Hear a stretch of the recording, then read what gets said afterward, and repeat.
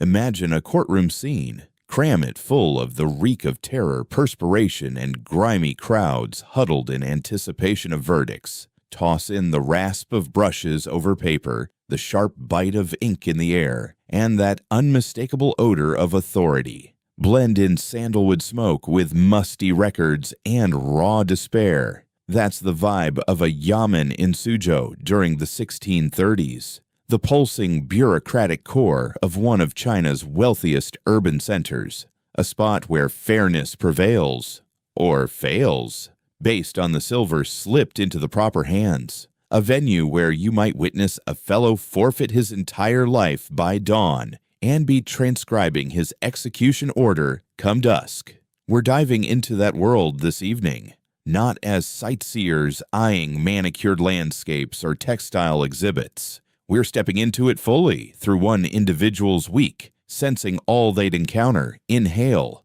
listen to, and endure. Your fingers tremble faintly. Enough to mar the death ideogram, its closing line overly bold, seeping across the rice sheet like fresh blood. Senior Clerk Joe spots every flaw. Do it over, he mutters, eyes fixed on his task. His brush glides with the unyielding accuracy honed over 3 decades. Every symbol mirrors the one before it, devoid of feeling, free of variance, just the case details etched in flawless, bureaucratic handwriting. You crumple the spoiled sheet. That's a third sheet gone to waste. At 20 Wen daily, the arithmetic stings with its grim simplicity. The record you're duplicating details a penalty decree. A rural grower from a settlement 2 days southward attempted to conceal grain from the revenue agents and was nabbed. The magistrate decreed 20 strokes of the rod plus seizure of his leftover harvest. Routine penalty, unfolding weekly. Yet the ideogram you're botching repeatedly, sigh, meaning to enforce, to put into effect, keeps emerging flawed, haunted by the memory in your grip from 3 weeks back. Another incident. A fellow who'd slain a rival amid a land quarrel. It culminated in decapitation. The symbols ignore the nuances. The brush treats alike a flogging and a lopped-off skull. But your hold recalls the difference. Your issue, Joe adds, gaze still lowered, lies in overthinking.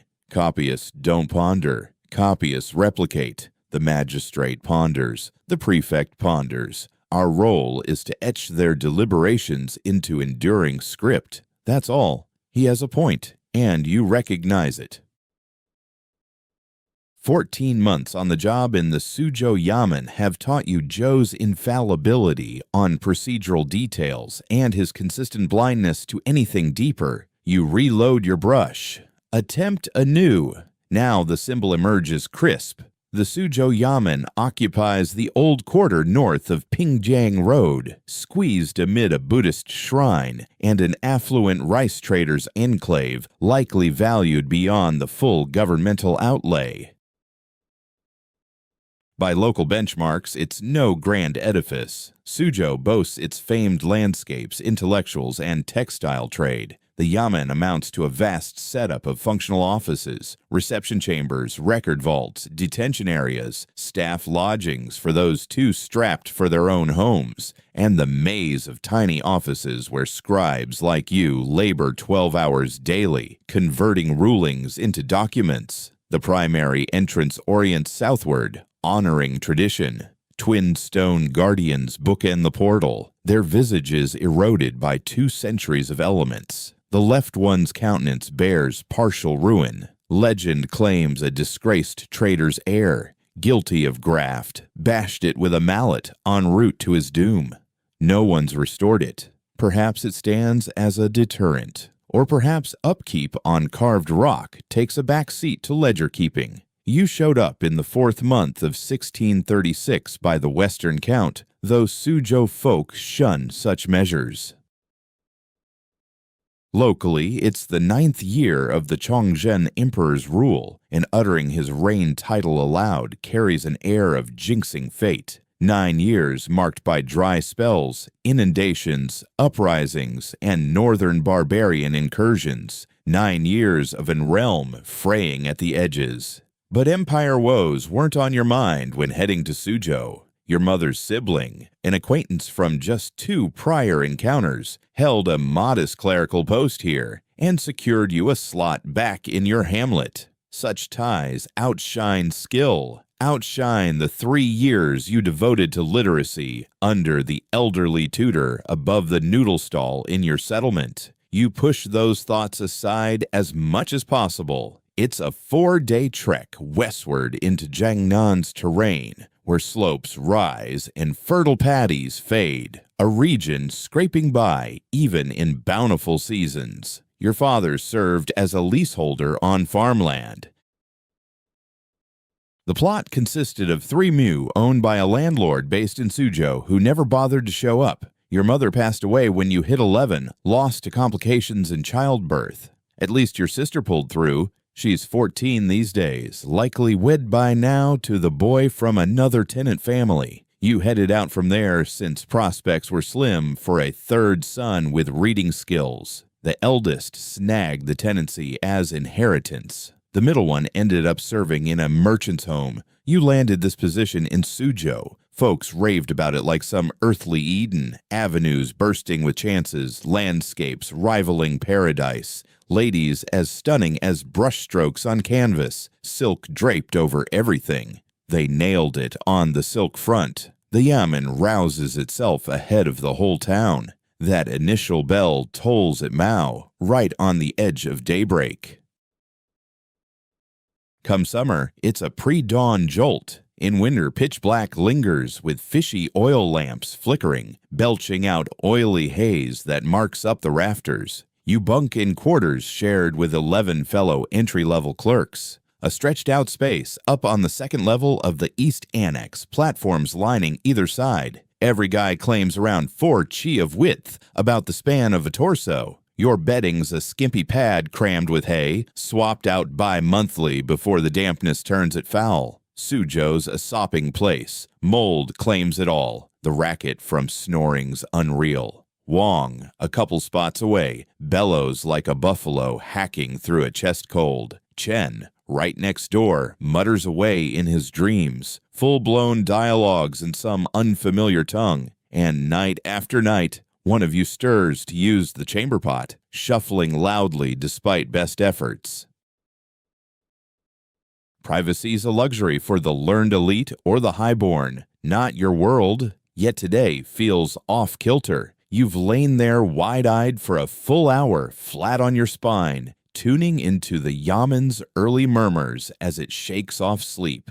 The guards shift, swapping over, cooks igniting hearths in the distance. Then the dull rhythm of blows and stifled yelps. Maybe a detainee in the cells, or a staffer who'd crossed a superior. Over time, you figured out questioning it leads nowhere. That slip-up from yesterday's paperwork nags at you still. Joe skipped the thrashing. Instead, he had you redo it thrice over, each version sharpening up, until he gave the go-ahead with a curt nod. But you caught that glint in his gaze, the quiet tallying, another novice teetering on the edge of failing his trial period. The yamen chews through underlings like a weaving mill devours unspun silk. The labor's relentless. Wages barely register, slip too often, and out you go, supplanted by whichever rural kid whose kin pulled strings. You've hung on thanks to your speed and decent handwriting, not fancy enough for scrolls or poetry, but neat and reliable. In the machinery of officialdom, steady beats pretty every time. The chamber's brightening now, muted light seeping past the latticed paper panes. You drop your legs over the platform's edge. Stone floor bites cold against your bare soles. You doze in the everyday cotton wrap, shedding only the topmost piece. Laundry's a sporadic chore, every 3rd day or so if you've got the steam to warm a basin. Ordinarily, it's just a chilly rinse for the face. Good enough. The communal wash basin hunkers in the far corner, serving all dozen of you, drawn from the inner yard's well the day prior. Come sunrise, it's chilled with a thin dust film atop. You dash some across your features. The chill snaps you alert. Your top robe dangles from a hook nearby. Faded navy cotton, sleeves to the wrist, secured by a fabric sash. Fresh off your arrival, it's since dulled and sprung a rip beneath the right sleeve. One you vow to stitch sometime. Your footwear's basic cloth, aged and bargain basement, soles thinning at the back. That's standard for a low-rank clerk. Plain weave, no finery, no hints of status beyond the bare minimum. A cog in the copying wheel, literate just enough to function. By the moment you're clothed, about half the room's already bustling. The daily ritual kicks in without fail. Ablutions done, garments smoothed. Then a hasty meal of congee and brined veggies down in the shared dining area. Folks scarf it standing, benches being scarce. The congee's invariably scorched at the base. The pickles pack too much salt. Still, you wolf it down. Skipping means shelling out for hawker grub, and you're hoarding every spare coin to forward home to your dad. Or at least, that's the line you feed yourself.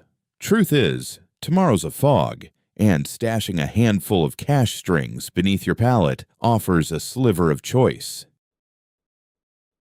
Your daily station's in the records hall, a slim elongated chamber down on the main level, sealed from light, save for slits high up that admit a trickle of air alongside the ever-present moisture. Racks along the walls, cradle files stretching back generations. The archive houses files on crimes, tax ledgers, property quarrels, wedding agreements, adoption forms, trade permits, and all the bureaucratic records that keep the administration running. The odor here is overpowering. Aged paper mixed with ink, mildew, rodent waste, and at its core, a subtle sugary decay from some creature that perished inside the walls long ago and will stay hidden forever. It's in this space that you pass the bulk of your days, duplicating papers, sorting them away, or pulling them out whenever the magistrate or a senior clerk requires an item. This chamber feels like a separate realm, shrouded in dust and timelessness, where kingdoms could crumble or thrive, yet the revenue logs demand constant upkeep. Senior Clerk Joe's workstation sits at the room's distant corner, giving him a clear view of all the activity. Yours is the third spot from the entrance. Not the poorest location, yet far from ideal. The prime positions hug the faint illumination from those high slits. Yours leaves you in constant dimness, forcing you to squint and burn through lantern fuel at an excessive rate. Today's duties are standard fare, transcribing a deed for a land sale between two trading clans. All formalities are in place, fees settled, stamps applied. You need to produce 3 exact duplicates, one for the county records, another for the district headquarters in Chengzhou, and the last for the purchaser's files.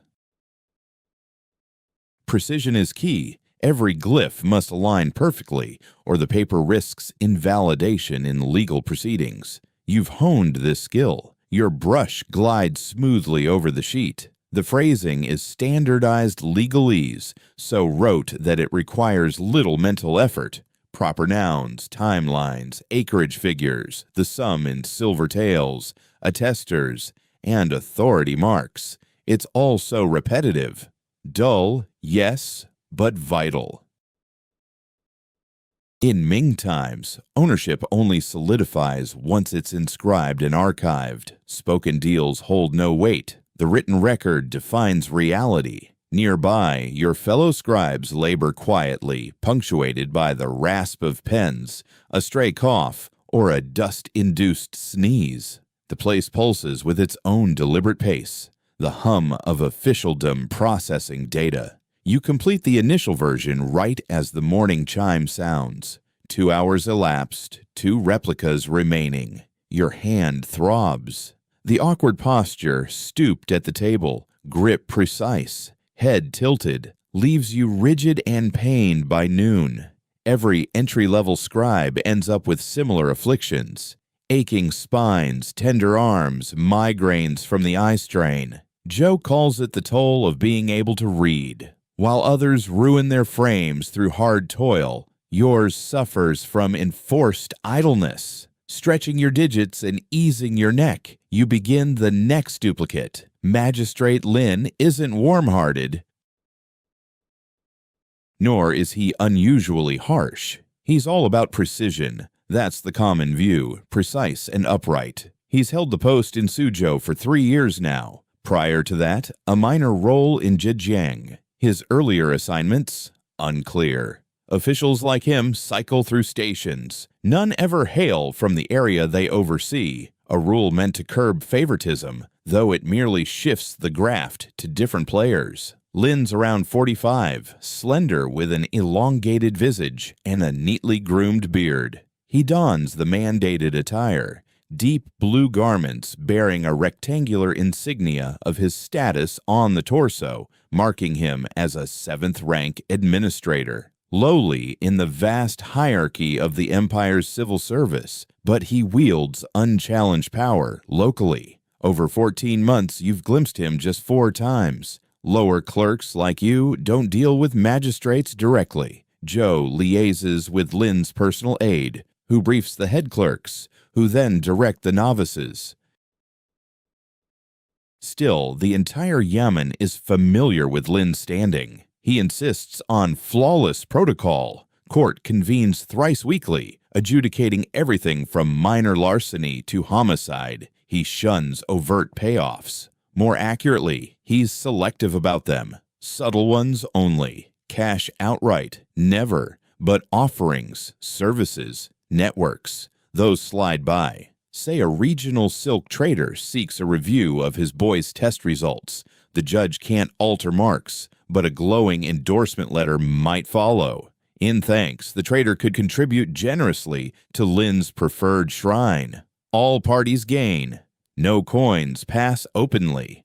That's the machinery in motion. Joe shares these insights during your transcription sessions, his tone wry and world-weary. The magistrate, he noted once, is an academic who cleared the regional test, yet flunked the Capital One thrice. He'll never climb to elite ranks. No assignment in Beijing for him. Instead, he'll shuffle among rural outposts till retirement, aging amid look-alike tribunals, relitigating endless disputes. It's his existence, accepted calmly. Skillful execution is his sole domain. You're left wondering if Joe meant Lin or himself. Near noontime, a captive arrives. The clamor hits first. Yells, entreaties, the clank of irons. Guards haul the prisoner by the archive doorway, pulling him toward the holding cells buried further inside the compound. He's around your age, or perhaps even a bit younger, Joe notes. His face is smeared with grime. Ropes bind his wrists. He pleads in some unfamiliar dialect, likely from the rural areas to the west, where the terrain turns hilly. The guards pay no attention. Such cries are routine for them. Another clerk, Fang, who served here longer than you have, observes the scene with faint curiosity. Quote, one Fong murmurs. Quote 2, they'll thrash him until he admits it, then seize whatever remains from his kin. But what if there's nothing left? You wonder aloud. Fang just lifts his shoulders. Quote 3, the man's yells grow distant as they drag him farther in. You attempt to return to your duties. That land deed won't duplicate on its own, yet your fingers tremble once more. Around 1 in the afternoon, Joe dispatches you on a task. The magistrate requires duplicates of last fall's rice pricing logs. They're stored over at the grain depot. Head there and don't linger. The grain depot lies across the ancient city, close to the granary quarter. That's a solid league's trek amid Suzhou's most bustling trade lanes. You welcome it. Escaping the archive feels like a rare boon. Fresh breeze, even if it's laced with the stench of canal muck and foot traffic waste. After hours hunched in place, You exit the yamen into the heart of Suzhou, and the clamor slams into you like a barrier. When I mention clamor, grasp the reality of 1630s Suzhou. This isn't today's urban throng, where you might thread through folks on a walkway. No, this is pandemonium, existence packed tight into alleys meant for a settlement a third as vast. Late Ming Suzhou ranks among the empire's wealthiest hubs, perhaps globally. It thrives on silk commerce, mercantile exchange, and the Grand Canal linking northern and southern realms. The populace swells toward 500,000, all squeezed within time-worn fortifications. The lanes barely span 2 zhang, roughly 20 feet at their broadest. Others pinch even tighter, and every scrap of space teems with humanity. Wagons, palanquins, hawkers, mendicants, beasts. Yes, beasts. Folks raise swine in Suzhou. Fewer than up north, sure, but plenty. The hogs rummage through refuse. Occasionally they lunge at toddlers. It's just everyday life. Hawkers swarm the area. Their hawking forms an unending auditory barrier. Live river fish wriggling fresh. Silk floss in every hue, unbeatable deals. Steamed rolls, meat-filled sugary treats, parasols, rain-proof sheets to fend off showers, pure spring water, 2 coppers per pail. All holler because the rest do. Quiet won't cut through. Unheard means unfed. Layer on the rumble of wooden wheels over cobblestones, the patter of fabric soles on damp earth, the endless drone of tens of thousands of chats unfolding at once, infants' wails, canines' yaps, and the splatter of liquid dumped from upper stories onto the roadway. Behold Suzhou, dubbed the East's Venice. They tout it as a haven of landscapes and refinement, yet it reeks like an exposed latrine, and rightly so. The waterways double as drains. Each evening, waste haulers circuit the homes with pails, carting off bodily refuse to peddle to outlying growers. Still, excess builds up. The channels run dense with it. Summer's odor assaults the senses. Winter's is simply foul. You've adapted to mouth breathing. Your path to the grain depot winds through the Silk Quarter. No dodging it. The weaving halls command the old city's eastern flank, with roads fanning out from them. Suzhou's silk is fabled, the realm's supreme quality, possibly the globe's. Court ateliers operate here. The filaments are exquisite. A lone silkworm husk yields a thread stretching almost a kilometer. Hues from natural dyes, sourced from ores, flora, bugs, span muted soils to vivid scarlets and aureate shades that shimmer under the sun. Your kin have stuck to cotton, coarse, serviceable, affordable. Silk belongs to the elite, but in this place, it's ubiquitous. Rolls unfurled in storefronts. Traders flaunt swatches, angling them to capture the luster. Ladies swathed in ornate silk garments that hinder their stride. Carriages draped with silken veils.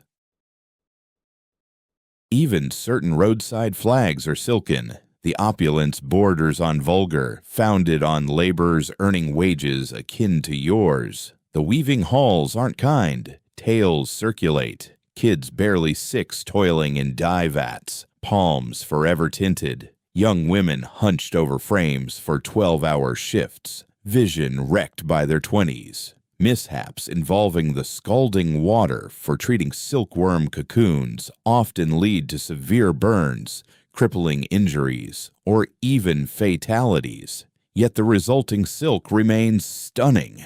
You have to admit that much. As you hurry by a storefront, a trader is haggling with a buyer over a roll of soft green fabric. The buyer lifts it toward the sunlight, inspecting the texture closely. The seller chatters on about the fineness of the threads, where the color came from, and why this option beats the others. You can't pause to eavesdrop, even though Joe warned against lingering.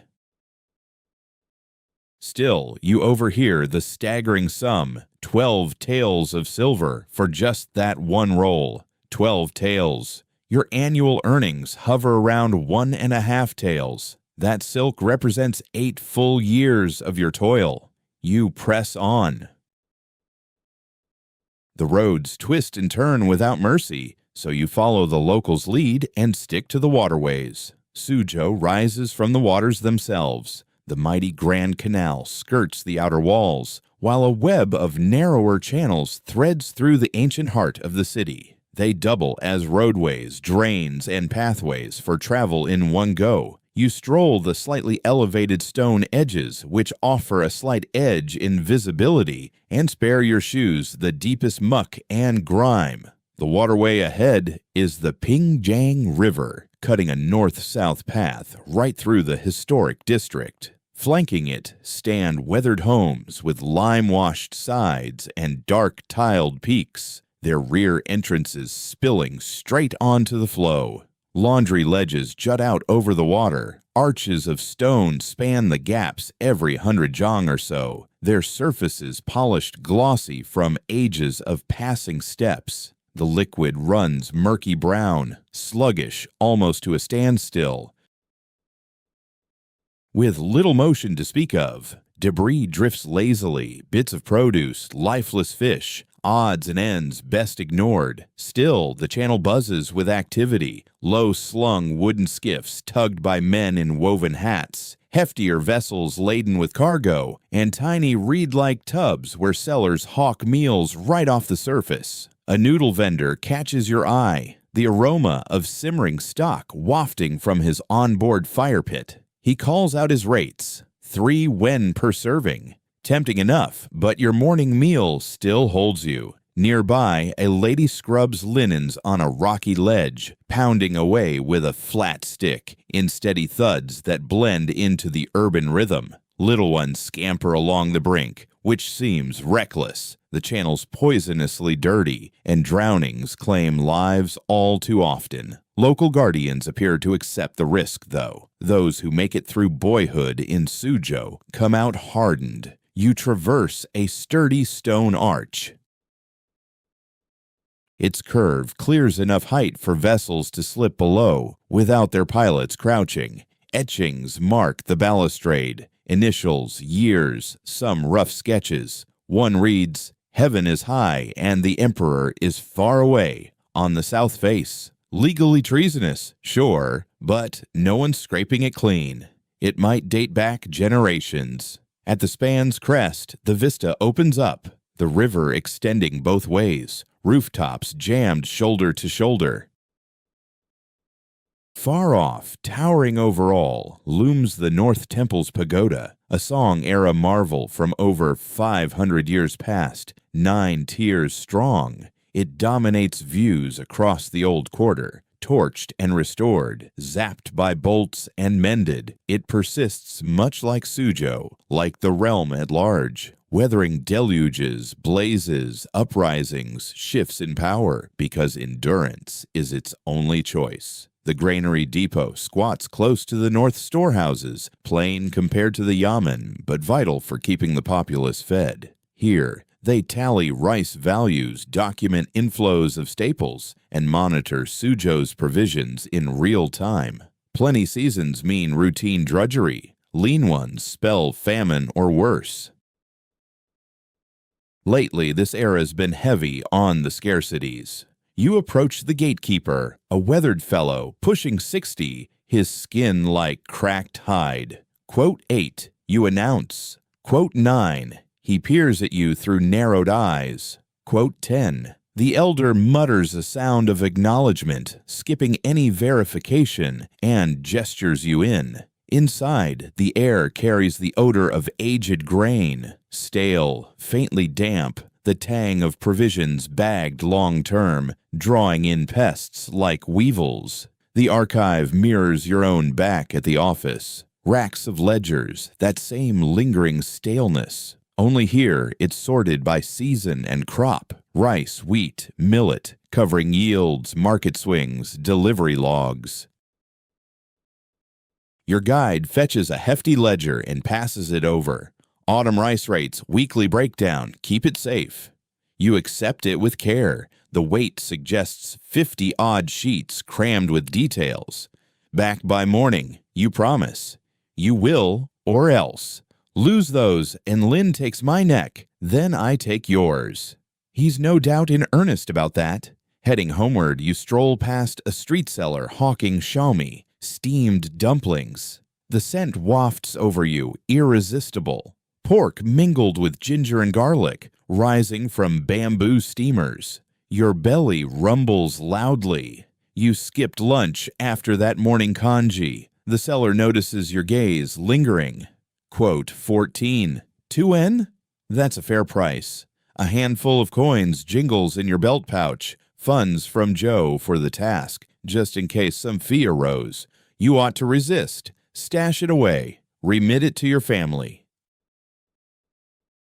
Yet at 19, with hunger gnawing and the dumplings evoking your late mother's cooking from those rare times when pork graced the table more than monthly, you cave. Quote 15. You mutter. He bundles them in a bamboo leaf. They're scalding. You devour them right there amid the bustle, tongue tingling from the heat, utterly unbothered, the fillings succulent and indulgent, the doughs delicate yet gummy, weeks' worth of the finest flavor, all for a mere 2N, a fleeting spark of joy, swiftly extinguished. Now you're trudging toward the yamen, records tucked under your arm, as the routine drudgery of existence drapes itself around you once more, comfortable as an old garment. You arrive at the yamen during the Shen hour, as dusk begins to tint the sky amber. Elongated shadows creep over the yard. Joe's there, expectant. He snatches the folder wordlessly, skims its contents to verify the papers. Quote 16. Then wrap up those property deed duplicates. Quote 17. The remaining daylight finds you bent over your station in the records room, inking characters non-stop until your fingers seize up and your sight dims under the flickering lamps. Shift wraps at show hour, shortly past sundown. The bulk of the clerks depart for their city lodgings, but you and the dormitory dwellers linger. Evening meal in the shared refectory, scorched congee again, plus pickled radish. Occasionally, a scrap of salted fish appears. Tonight, there is some. Minuscule, the sort of creek minnow that's mostly spine, yet it's sustenance, and you give thanks. Post-meal, idleness reigns until weariness claims you. Fellow clerks might wager on dice out in the yard. You can't spare the risk. Some pore over books if they've got them. Not you. Instead, you perch in the barracks, attuned to the yamen winding down for evening, captives in their cages, watchmen assuming their vigils. The metropolis outside the gates pulses on, vibrant with trade, disputes, vitality. You stretch out on your mat. Tomorrow mirrors today, duplicating, sorting, running errands, the ceaseless churn of data, transforming law, trade, and people's doings into enduring strokes on flimsy sheets. Such is your existence these days. In the gloom, you ponder how much longer you can endure before cracking. When routines repeat endlessly, time loses shape. Rise, rinse congee, archives, transcribe, organize, fetch, transcribe anew. Conge. The script mounts. Blisters form where the brush grips. Inner middle finger, thumbs root from the strain. A chronic twinge lodges between your scapulae. Your vision stings from lamp glow and grit. Literacy exacts this toll. Back in your hamlet, laborers shatter themselves in the fields, sowing and reaping rice, stooped and shattered by 40, lame by 50, departed by 60, if fate permits such longevity. Yours crumbles in stillness, a subtler ruin, but destined for the identical close. Joe observes it all keenly. 3 decades in the trenches for him, launching as a novice clerk, much like yourself. During the late emperor's reign, when the realm felt secure, he's witnessed scores of novices arrive and vanish. Most falter inside a 12-month. Some climb to veteran ranks. Rare souls vault higher. Quote 18, he remarks one dawn. Coming from Joe. That's lavish acclaim. Your script's sharpened. You're quicker now than 3 months prior. Errors dwindle. He halts, scrutinizing your latest duplicate. Still, you overthink. It shows in the strokes, the pause on tricky glyphs. You're not mechanized yet. Am I meant to be? Joe fixes his gaze on you, truly appraising. It's disquieting. He typically views underlings as mere fixtures. Quote 21, he replies. Quote 22, he pivots back to his workstation.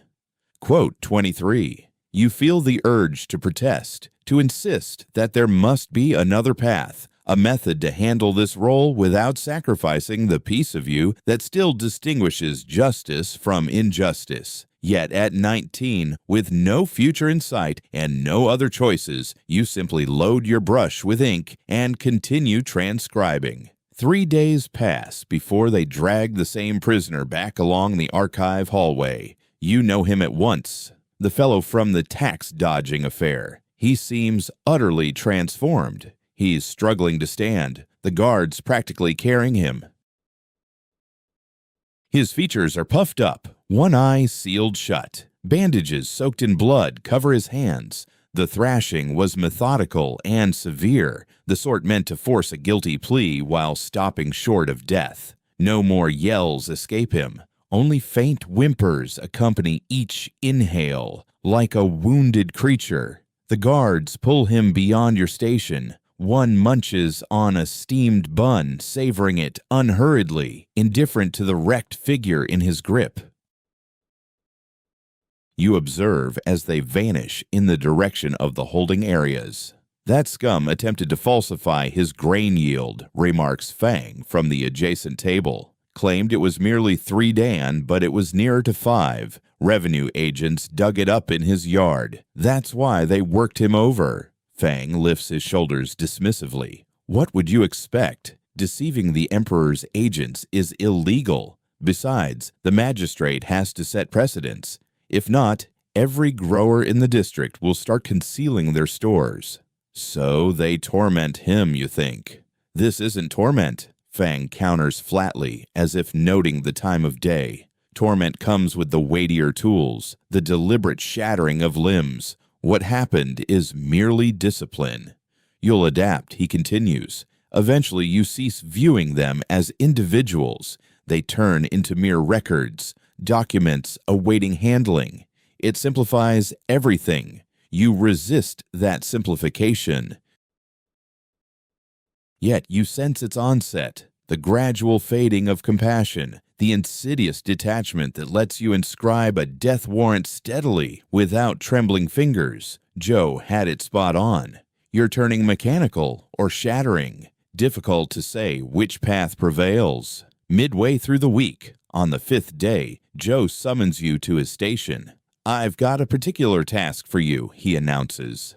The regional headquarters in Chengzhou requires duplicates of multiple tax conflict records from the last 2 years. Magistrate Lin insists on direct handover, too delicate for ordinary messengers.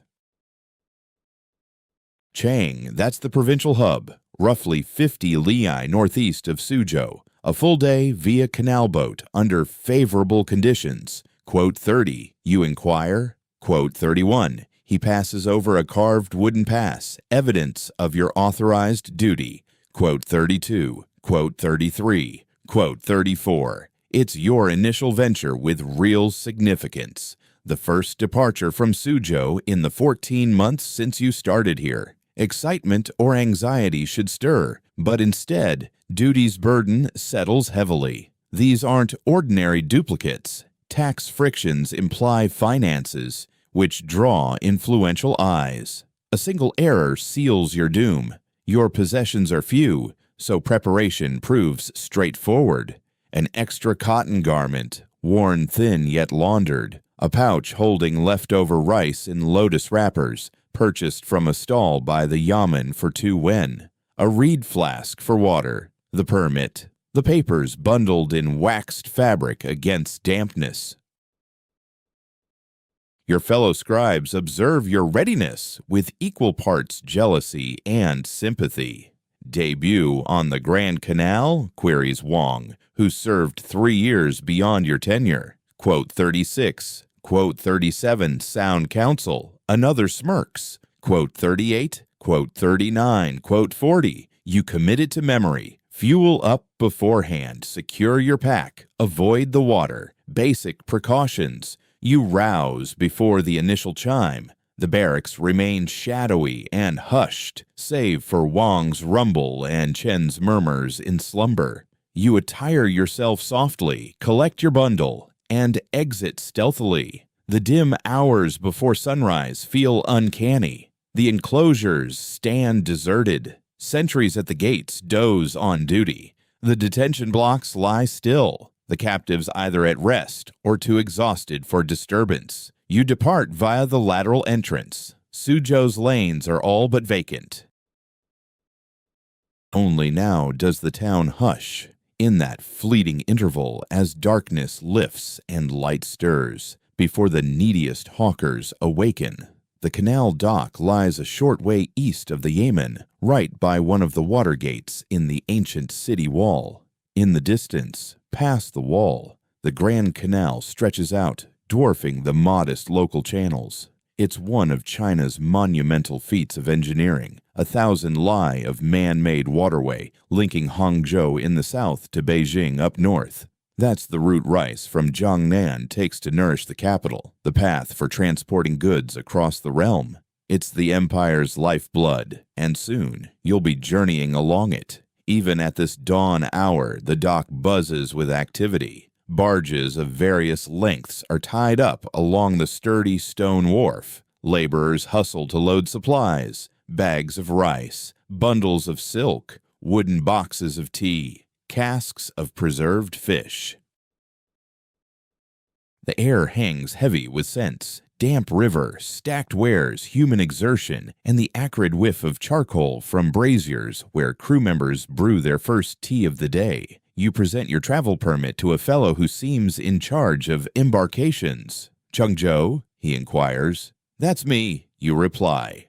"Barge 3, over there." He gestures toward a lengthy, flat-bottomed vessel, perhaps 10 zhang long.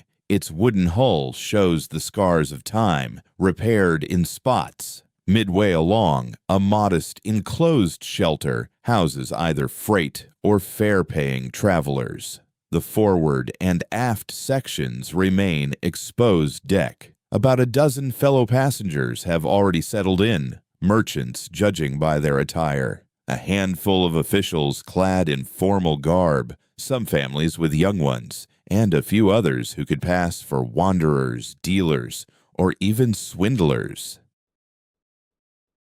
On the Grand Canal, it's wise to mind your own business. You step aboard with caution as the barge sways gently beneath you. Securing a place toward the rear, clear of the loads and the kin groups, you lower yourself onto the coarse planking. Your satchel with the papers rests secure against your body. They stay within arm's reach no matter what. The crew shoves off right as the sky pales in the east. 3 of them handle the work, stringy builds with sun-browned hides and the wiry power honed from endless poling. Broad straw hats shade their faces, and their cotton shirts, mended countless times, are mostly stitches over scraps. The craft glides from the pier with unexpected smoothness. Up front, one pusher wields a lengthy bamboo shaft against the bank. His partner tends the rudder at the back.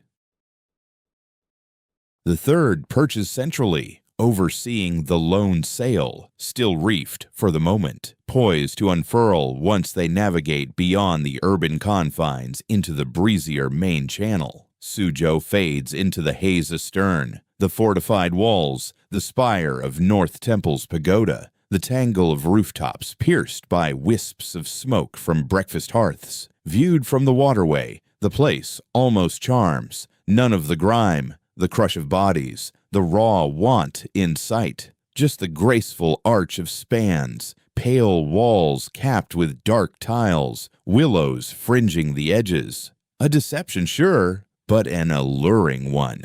Within the walls, the urban stretch is tight and jammed, even now, with skiffs, hawkers, and anglers darting about.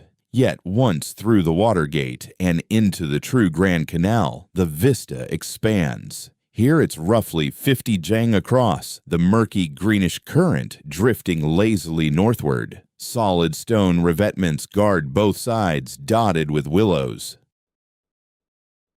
Far off, hamlets peek out amid boundless rice fields rolling to the skyline. This is Jiangnan, realm of fish and grain, the empire's most fertile breadbasket. These paddies sustain millions. Their livy rice heads to Beijing via vessels like yours, a ceaseless flow through the kingdom's veins, at least in prosperous times. In lean spells like the last 10 years, the yield falls short. Quotas hold firm, peasants go hungry, uprisings ignite. Still, in this gentle dawn glow, the fields seem serene, timeless, as if etched forever into the land.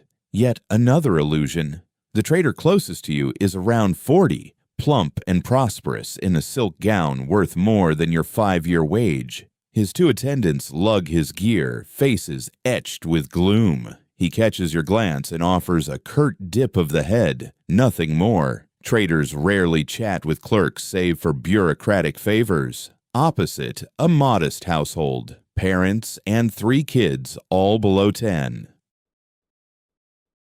Poverty marks them, the threadbare outfits, the etched weariness, the clustered posture like intruders on the deck, likely bound for kin or escaping debts, crop woes, or the like. The young ones brim with thrill. To them, it's a grand escapade. They dangle over the rail, tracking the current, jabbing fingers at darting fish, swooping fowl, passing craft. Their mother yanks them close repeatedly. Quote 44, she warns over and over. Quote 45, they pay no heed, as kids are wont to do. Forward, a pair in bureaucratic attire murmur softly. Inaudible from here, they carry the air of functionaries of middling rank. They're not high-ranking enough to warrant their own vessel, yet they exude an air of command. One glances toward you briefly. You avert your gaze at once. Meeting the eyes of those above you is tricky. Hold them too long, and it's insolent. Barely at all, and it seems you're concealing something.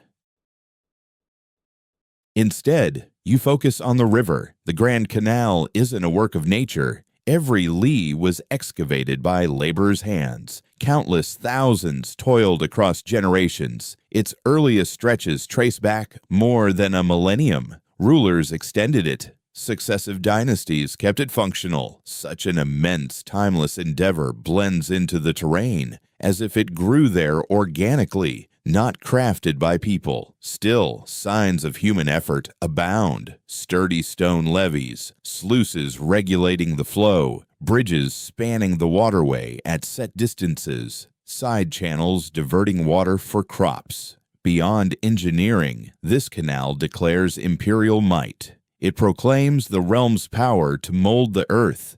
The sovereign's decree reaches from highlands to ocean. Harmony triumphs over disorder, though disorder persists in slipping past. Tales of its woes are familiar. Floods eroding the barriers. Dry spells leaving the depths too scant for laden vessels. Mud buildup demanding endless clearing. Outlaws ambushing freighters in isolated stretches. Lately, though, a graver issue looms. Abandonment. The court's coffers run low. Manchu threats harass the northern frontiers relentlessly. Uprisings flare in the northwest. Peasant forces under leaders like Li Zicheng and Zhang Xianzhong. The throne pours silver into troops, not waterway upkeep. Thus, the walls erode bit by bit annually. Gates seize up. Clearing operations grow sporadic. For the moment, the system holds, but fissures emerge, mirroring the realm's own fractures. Up front, the eldest polar, perhaps 50, carries himself like a man who's held that stance 4 decades, hunched slightly ahead, balanced on his toes, grip relaxed around the staff. He guides by feel alone. No diagrams or surveys exist. He simply senses the safe depths, spots lurking shoals, notes the swifter drift along each bank. Such wisdom came from his sire, who inherited it from his own. Hereditary skill, the sort no scroll can capture. Joe would value that. The lore embedded in muscle and motion, not ledgers or records. You observe his rhythm. The pole dips, touches sediment, thrusts. The craft inches ahead. Up it rises, dripping from the stalk. Then the pattern renews. Effortless in appearance. Far from it. You recall tugging a modest canal craft your first days in Suzhou. Fellow clerks hired one for leisure. It seemed amusing. You endured maybe 10 minutes till your limbs failed and the thing almost tipped. The pros chuckled, not harshly, just how masters do at eager novices. 10 years for basic competence, one remarked. 20 for real skill, a lifetime for mastery. Like brushwork, you figure. Like any pursuit of true merit. Villages dot the route every few li. Hamlets hugging the shore. Piers for villagers' skiffs. Farmland receding from the edge. Some thrive. Fresh roofing, kids in tidy garb. Livestock in enclosures. Others teeter on ruin. Dilapidated eaves, gaunt youngsters. The sort of hardship teetering on disaster after a single failed crop. You can't judge from afar. Only close-up reveals the divide. Want and wealth often neighbor each other within a li. One spot boasts a proprietor who eases rents in lean times. The adjacent one has a lord who wrings out every kernel, dispatching guards to enforce it. All down to chance of lineage, of place, of fate. At one hamlet, laborers mend a wharf. They pause to eye the passing hulk. A fellow signals. The rear polar returns the gesture, perhaps familiarity or mere courtesy. At the next, plumes of smoke billow excessively, a structure ablaze or perhaps stubble fires. From the barge, it's unclear. The vessel presses on undeterred. Local troubles aren't yours to meddle with. Travel holds this oddity, glimpses into strangers' existences, crises, joys, routines. Then you drift away, the outcome forever unknown. A trader's dwelling aflame beside the bank, occupied, valuables rescued, reconstruction ahead, mysteries unresolved. The journey continues unabated. Roughly 2 hours in, a levee post comes into view, a fixed edifice straddling the channel, masonry base upholding a roofed walkway, from which functionaries exact tolls from travelers. The lead polar maneuvers to the margin. A clerk, somewhat resembling you but older and with a harsher demeanor, peers down from the railing of the elevated platform. Cargo manifest, he demands curtly. The lead boatman hands over a scrolled paper. The clerk unfurls it, glances through it rapidly, and jots a few details in his record book. Silk, rice, passengers. Standard fee, 12 con. The boatman tallies out the silver pieces. It's a modest sum. 12 con barely scratches the surface of a tale, yet it accumulates. Dozens of such checkpoints line the canal route, each skimming its share. That's the Empire's lifeline. Tiny levies on every stir of activity, travel, commerce, dealings, all nicked away in endless tiny slices. The clerk signals clearance. The barge glides beneath the structure. Briefly, darkness envelops us. Then we emerge into the light once more, the toll post shrinking in our wake. These scoundrels keep hiking the charges. The merchant grumbles idly to the air. It was 8 con once, then 10, now 12. Come next year, it'll hit 15. His attendants murmur assent. What choice do they have? You keep silent. As a lowly figure in the chain of command, voicing gripes about levies seems risky. The very folks gathering taxes are the ones who hold your position. Still, you catch that the boatmen skip the passenger fee, paying only for the goods, likely some under-the-table deal. The clerk pockets a slice from the merchant's haul, overlooking the fares from travelers in return for steady kickbacks. Such graft has woven into the fabric so deeply it's barely seen as wrongdoing, merely the way the system turns. Near midday around Woo hour, the boatman guides the vessel to the shore and secures it for a lunch halt. This is routine. No one risks steering the waterway mid-meal. Too prone to collisions, the travelers step off.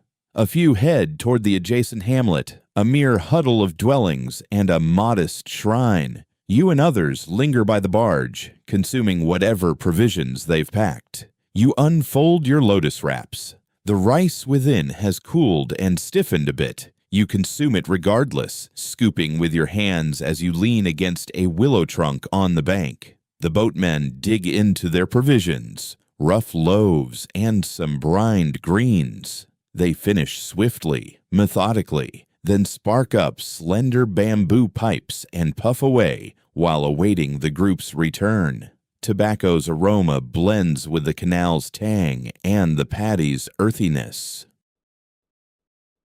It's far from off-putting, just countrified, a far cry from Suzhou's city stench. You observe the fields where laborers, men and women, stoop low, inserting rice seedlings into the inundated soil. Grueling toil. Your father toiled this way. Your brothers endure it still. You were meant for it as well. That was the intent. The third boy picks up letters to manage family ledgers, but in the end, he rejoins the furrows. Yet you never returned. Instead, you ventured to Suzhou, snagged the clerk role, broke free, and now, at 19, you're perched along the Grand Canal, munching chilled rice, ferrying levy papers to those who'll wield them to pull more rice from plots identical to these. The loop seal's shut. Except now you're within the mechanism, not scraping by outside. Whether that's an improvement, you're uncertain. The voyage presses on. The rice fields yield to varied terrain. More hamlets emerge, along with hints of small-scale manufacturing. A kiln belching plumes of soot. A ceramics shed, its lines of air-drying pots glimpsed from the channel. A compact trading hub where scores of vessels cluster at the piers. The sun arcs upward, then dips. The daylight shifts hue, gold fading to amber, then that angled glow signaling dusk's onset. 8 hours aboard now. Your spine aches from the unyielding planks. Your limbs feel stiff and confined. The papers remain secure in your satchel, hugged close like a prized heirloom. The official up front has been at his writing for the last hour, brush dipping into ink, strokes on paper. He sustains elegant script amid the barge's gentle sway. Impressive control. You ponder his subject, bureaucratic missive, verses, or perhaps laments on today's inferior grain. No way to tell. His task stays private. The family with the young ones has quieted. The children doze, nestled into their mother's side. The father gazes at the scrolling scenery with the vacant look of one mulling finances, obligations, and prospects liable to fall short of his wishes. The merchant dozes off. His retainers hover close, vigilant over his effects. Their role boils down to safeguarding this man's safety and assets. Fail, and they face lashes, or worse. Work can amount to organized dread at times. You spot Chengzhou's fortifications rising before the urban sprawl looms into view. Sturdy stone barriers thrusting up from the level plain. They dwarf Suzhou's, exuding greater authority. Chengzhou serves as a prefectural seat, overseeing multiple districts, Suzhou's among them. Larger administration, denser ranks of functionaries, amplified scale overall, the canal threads straight through the heart of it. Northern and southern portals in the ramparts permit vessel passage. Within the city, the canal integrates seamlessly into the urban layout, lined with piers, storage facilities, and a steady stream of trade activity. Our barge eases to a halt near the southern watergate, where congestion builds up. Vessels line up to come in or head out, and the pilots must maneuver with precision, dodging mishaps while adhering to the unwritten protocols of waterway movement that all locals grasp instinctively, except for you. The Watergate stands as an enormous edifice, featuring a stone portal wide enough for a pair of barges abreast. Watchtowers rise on either side, with troops plainly observable along the upper battlements. The realm asserts its dominance here. This marks a threshold into regulated territory. Act with due caution. We glide past the entrance. The atmosphere shifts at once. Out on the open waterway, it was mostly serene. Mere splashes of waves, gusts of breeze, sporadic calls. But enclosed by urban confines, clamor erupts. Hawkers yelling from the wharves, laborers heaving loads, metallic strikes echoing from nearby forges, canines yapping, all sounds intensified by the closeness of structures. The barge bumps gently against a landing. The lead pilot ties it off with expert efficiency. Travelers start to alight. Your body aches from hours of immobility. Rising slowly with creaks in your limbs, you step firmly onto the stable wharf. You've reached Changzhou. Next comes handing off the papers, securing the acknowledgement, and holding on until the late afternoon vessel departs. Locating the prefectural yamen proves straightforward. Urban designs follow a standard pattern everywhere. Central hubs for governance, trade zones fanning out from there, housing districts further afield, and fortifications enclosing the edges. You inquire about the route on 2 occasions. Each time, locals gesture northward. Head directly along this avenue. Impossible to overlook. They're accurate. The prefectural yamen dwarfs Suzhou's modest county headquarters. Its primary entrance boasts 3 portals. The enclosing barriers loom taller. The enclosed grounds extend hundreds of zhang rearward. True authority resides here, not at the scale of a mere magistrate, but at the prefect's stature, overseeing this whole territory, answerable only to the provincial overseer, who in turn answers to Beijing, and, ultimately, the throne. A keen sense of your own triviality washes over you. You draw near the portal, present your transit pass to the sentinel. Dispatches from Suzhou County's yamen. Materials destined for Prefect Chen's bureau. The sentry scrutinizes the pass, sizes you up appraisingly. Your station is plain to see. Attire, bearing, all signal entry-level clerk. Yet the pass checks out. Remain in place. He vanishes within. He re-emerges shortly, accompanied by a fellow clerk. This one more mature, attired with greater refinement, exuding the subtle command of one indispensable to vital operations. Items from Magistrate Lin? Indeed, master. Records of tax conflicts spanning 2 years. Accompany me. You trail him beyond the threshold into the yamen's expanse. It feels like crossing into another realm. The open squares are vaster, the edifices more imposing, all maintained spotlessly. No refuse, no supplicants, no overt signs of want. Authority here is polished and regimented. The clerk guides you to an adjacent structure. Within lies a repository that renders Suzhou's holdings laughable. Endless banks of racks, records accumulated over generations, several clerks laboring at tables aligned in rigid order. The files in question, he indicates. You proffer the bundled parchments. He unfastens them methodically, inspecting every sheet, cross-referencing against his ledger. An age seems to pass before he approves. All seems correct. I'll issue the confirmation. Settling at a workstation, he inscribes swiftly. His script surpasses your own in elegance, not vastly, but sufficiently to register. He affixes his signature, impresses the authoritative mark, and passes it over. Return this to Magistrate Lin. Inform him that Prefect Chen's bureau has accepted the materials intact. Understood, sir. My gratitude, sir. You incline your head modestly, not excessively.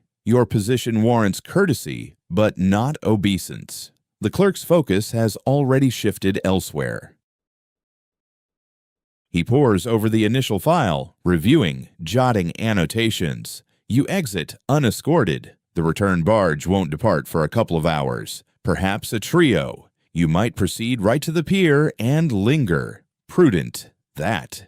Yet at 19, after 14 months confined to Suzhou, this marks your initial glimpse of another metropolis. Curiosity stirs. Changzhou echoes Suzhou in broad strokes, yet diverges subtly. Avenues are marginally broader. Waterways play a subdued role, present yet not overwhelming the terrain as in Suzhou. Heightened martial vigilance as well. Patrols of troops, sentries at key crossroads and junctions. Logical, given Changzhou's proximity to the northern frontier where imperial control thins. You traverse bazaars hawking familiar wares from Suzhou, silks, teas, grains, produce, but also rarer items, armaments, not decorative blades for affluent enthusiasts, functional arms, lances, longbows, sheaves of shafts.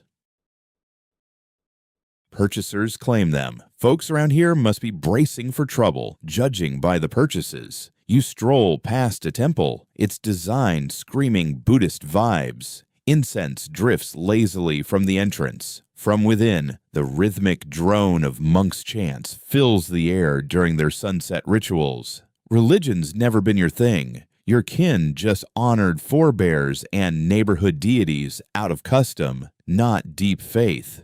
Yet, that steady murmur carries a soothing vibe, a steady anchor amid all the rapid shifts in life. You skip entering, pressing on instead. Hunger's gnawing at you once more. That chilly midday rice feels like ancient history now. Your gut's rumbling its complaints loud and clear. Spotting a stall at the intersection, you see an elderly seller hawking zongzi, those sticky rice parcels bound in bamboo. The aroma hits like a wave. Sugary grains, likely stuffed with sweet bean filling. They go for 3 coppers apiece.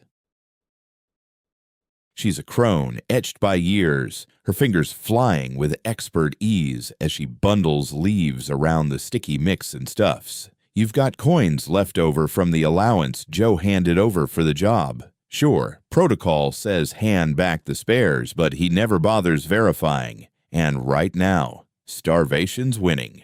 Quote 46, you tell her. She passes it across. It's toasty hot. You ease open the leaf wrapper with care. The grains cling tight and could scatter if mishandled. Then a mouthful. Yep, red bean paste hides within, creamy and sugary. The rice hits that ideal chew, granting a brief spark of joy for your 3 coppers. But joy like that vanishes quick. Minutes later, the zongzi's history. There you are, perched on some unfamiliar street in this alien town, scraping grains from your digits. The usual drudgery of your days creeps back in. Only now it mixes with an odd sensation you can't pin down. Liberty? Close, but not exact. Potential, perhaps, or the dawning idea that beyond this spot lie countless towns, other yamens, stacks of records begging for scribes like you. Suzhou's not your eternal cage. In theory, you could seek a reassignment or simply bolt, vanish into the horizon, reinvent yourself afar. The notion scares you stiff while thrilling you to the core. Of course, you won't act on it. Practicality rules you, and dangers lurk everywhere. Still grasping that option exists? That's a game changer. The dusk barge is more modest than its dawn counterpart, Scarce riders, only a few traders, and one household. No bureaucrats in sight.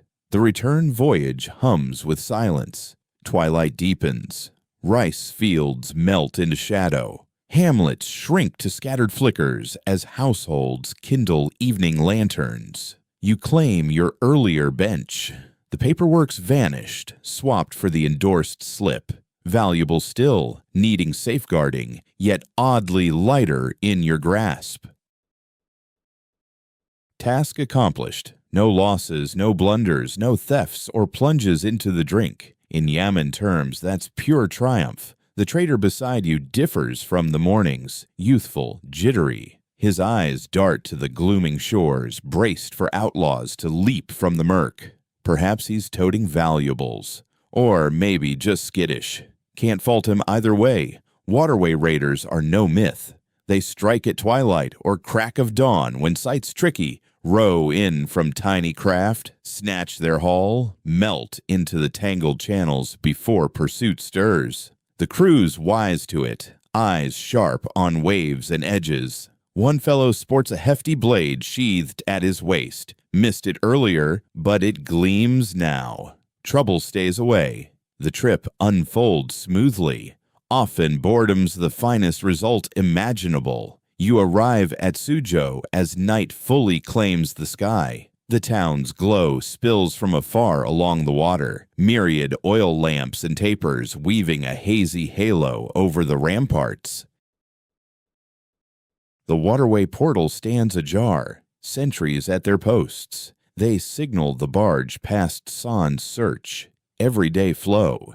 Within the walls, channels hush compared to daylight bustle, though activity lingers. Midnight hawkers peddling eats, shift workers trudging homeward, the odd inebriate weaving along the towpaths or landing spots. You step off, slip the oarsman a bonus tip, custom for hassle-free fares, and weave through shadowed lanes toward the yamen. The entrance bar's shut, yet the watchman knows your face and unlatches it. The grounds lie mostly in blackness, save for sparse lanterns in the offices. Lockups stay hushed. Even captives nod off sometime. You head to the bunkhouse.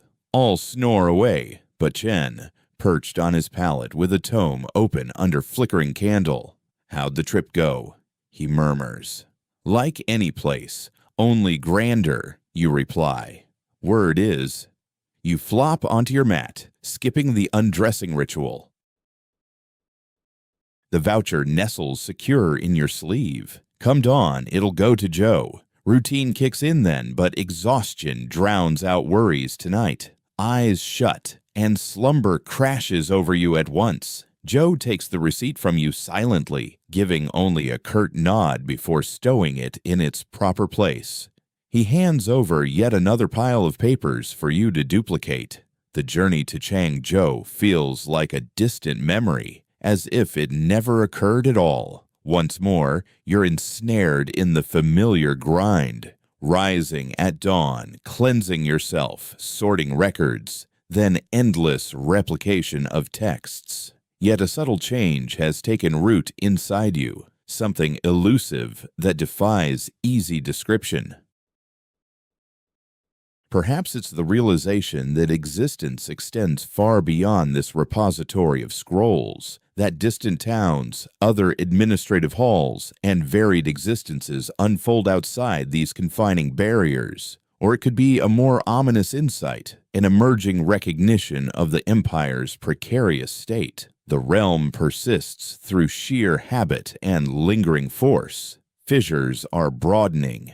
An inescapable feeling lingers that collapse looms near. Before long, whispers begin to reach you. Gossip seeps into the yamen like moisture through fractured rock. Uprisings in Shanxi province. Rural forces commanded by ex-couriers and ex-military men. They dub themselves wandering marauders. Luku torching revenue stations and slaying bureaucrats. Manchu incursions along the northern frontier. Whole districts emptying out. Displaced masses fleeing southward.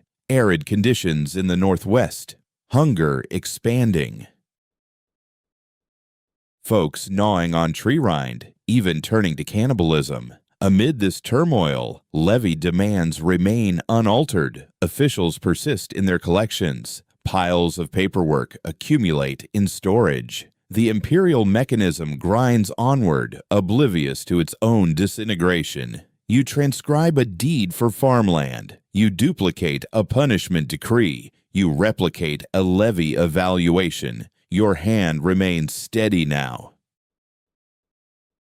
Joe had it right. You're transforming into an automaton during a muggy day in the 7th month, deep into the sweltering season, when the atmosphere hangs heavy as if edible. Magistrate Lin launches an unexpected review of the archive. Such visits are exceedingly rare. Officials like him typically overlook repositories. These spaces belong to scribes, ink, and grime, matters beneath their dignity. Yet Lin materializes at the entrance alongside his personal aide, both radiating authority and gravity, prompting every scribe in the room to rise and prostrate themselves at once. "Resume your duties," Lin instructs. His tone is refined, shaped by formal education, carrying the inflection of one raised in a family of scholars, versed in literary tongue prior to mastering his local speech. He proceeds deliberately along the main pathway, scrutinizing the racks, the parchments. The workers bent over their stations. Joe trails at a deferential distance of 3 steps, prepared to field inquiries. Lin halts before your workstation. You're midway through inscribing a trade agreement. A silk trader acquiring a storage building. Your writing implement halts abruptly. "What task occupies you?" Lin inquires. You gulp, your mouth parched. "A conveyance of business real estate, my lord. Storage facility on Shantang Street. Acquirer is Trader Chien. Vendor is Trader Wu." "And your tenure as a scribe here?" 14 months, my lord. Your script suffices. Nothing remarkable, yet functional." "I appreciate that, my lord." He continues onward, inspects several additional stations, murmurs a question to Joe too quietly for you to catch. Joe replies, indicating the storage units. Then Lin speaks to the assembly. "The regional administration demands enhanced records for every judicial matter henceforth.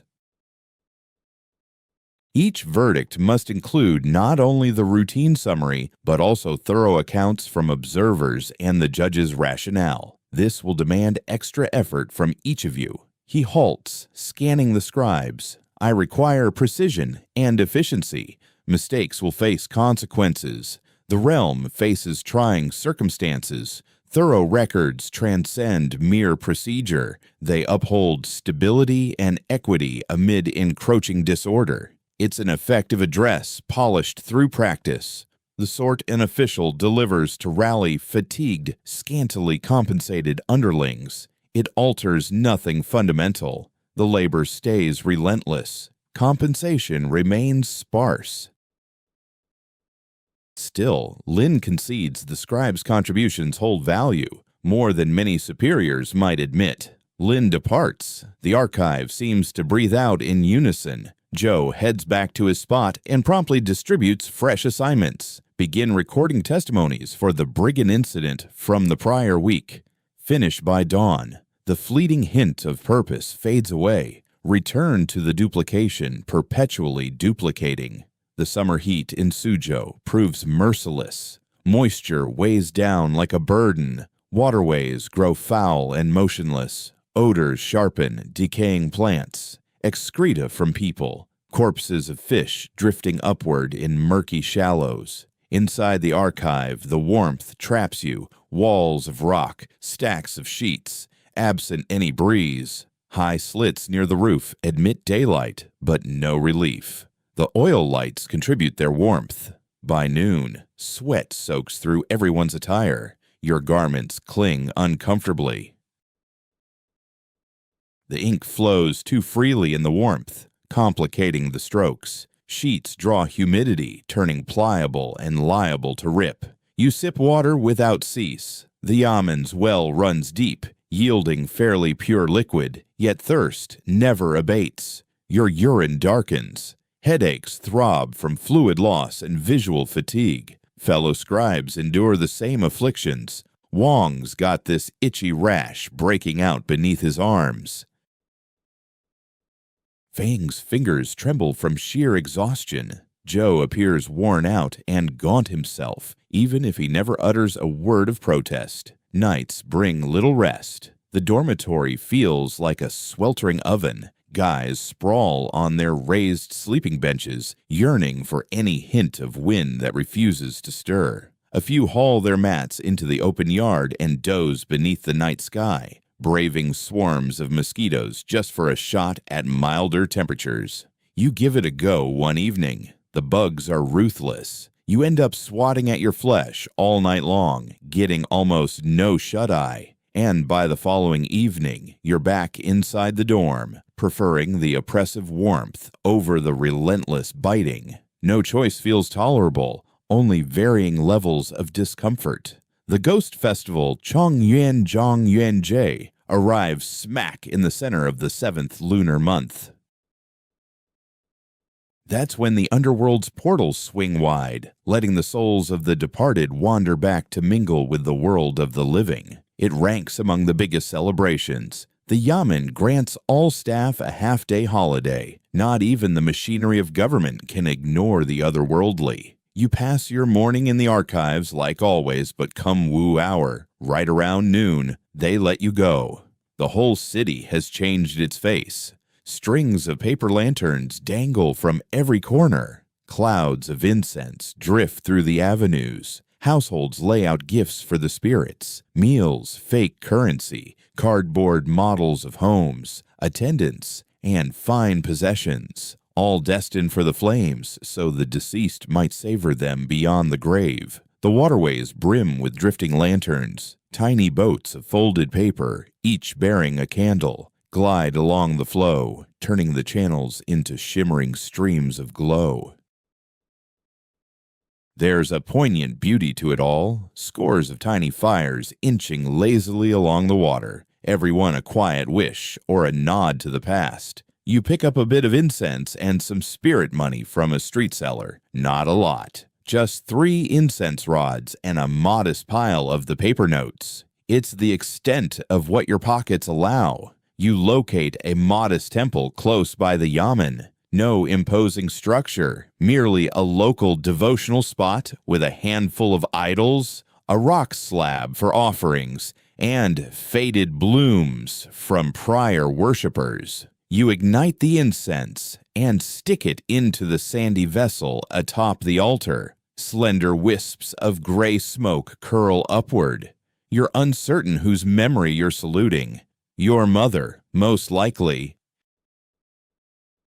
It's been 8 years since she passed. Her features have grown fuzzy in your mind. Only fragments linger. Her calloused palms from labor, her soft humming when she believed herself alone, the scent of her, clean linen, steamed grains, and bone-deep weariness. You set the spirit money ablaze, observing as the sheets twist, char, and dissolve into cinders. The rising smoke should ferry it to the realm of the departed, assuming such realms are real. Your faith remains murky. Spirituality never played a central role in your household growing up. Yet this ritual sits well with you, a way to mark the loss, to whisper, quote 50, even if doubt nags that no one's truly hearing. Heading back toward the yamen, you stroll by a tea house.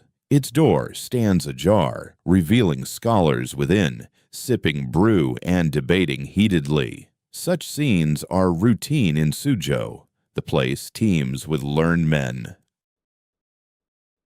Folks who've cleared the local exams but stumbled at the regional level, aspiring test takers eyeing likely defeats, veterans of long-ago failures now scraping by as instructors, aides, or parasites in affluent homes. One spots you peering in. He's in his mid-20s, clad in that threadbare, genteel gown that broadcasts schooling amid scarcity. "Are you able to read?" he hollers. You pause. It smacks of a setup.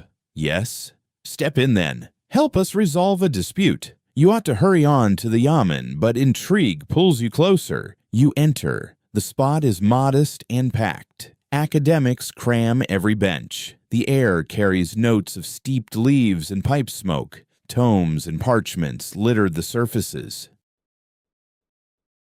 This is Suzhou's true hub of ideas, not lofty academies, but humble tea shops where the bookish destitute clash over verse, ethics, and statecraft. The youthful scholar waves at a sheet on the table. Quote 54. You bend forward to peruse it.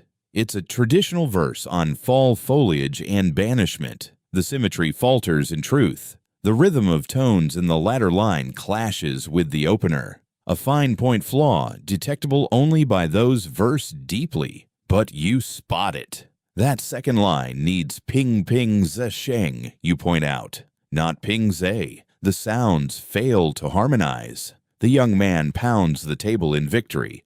Ha! I knew it. A mere clerk could pick that out. His counterpart, elder and sour-faced, frowns deeply. A clerk? Resorting to a clerk for poetic critique. What's the next degradation? Having a swine critique brushwork. The slight flows naturally, without effort. You're far below their station. They possess culture and polish.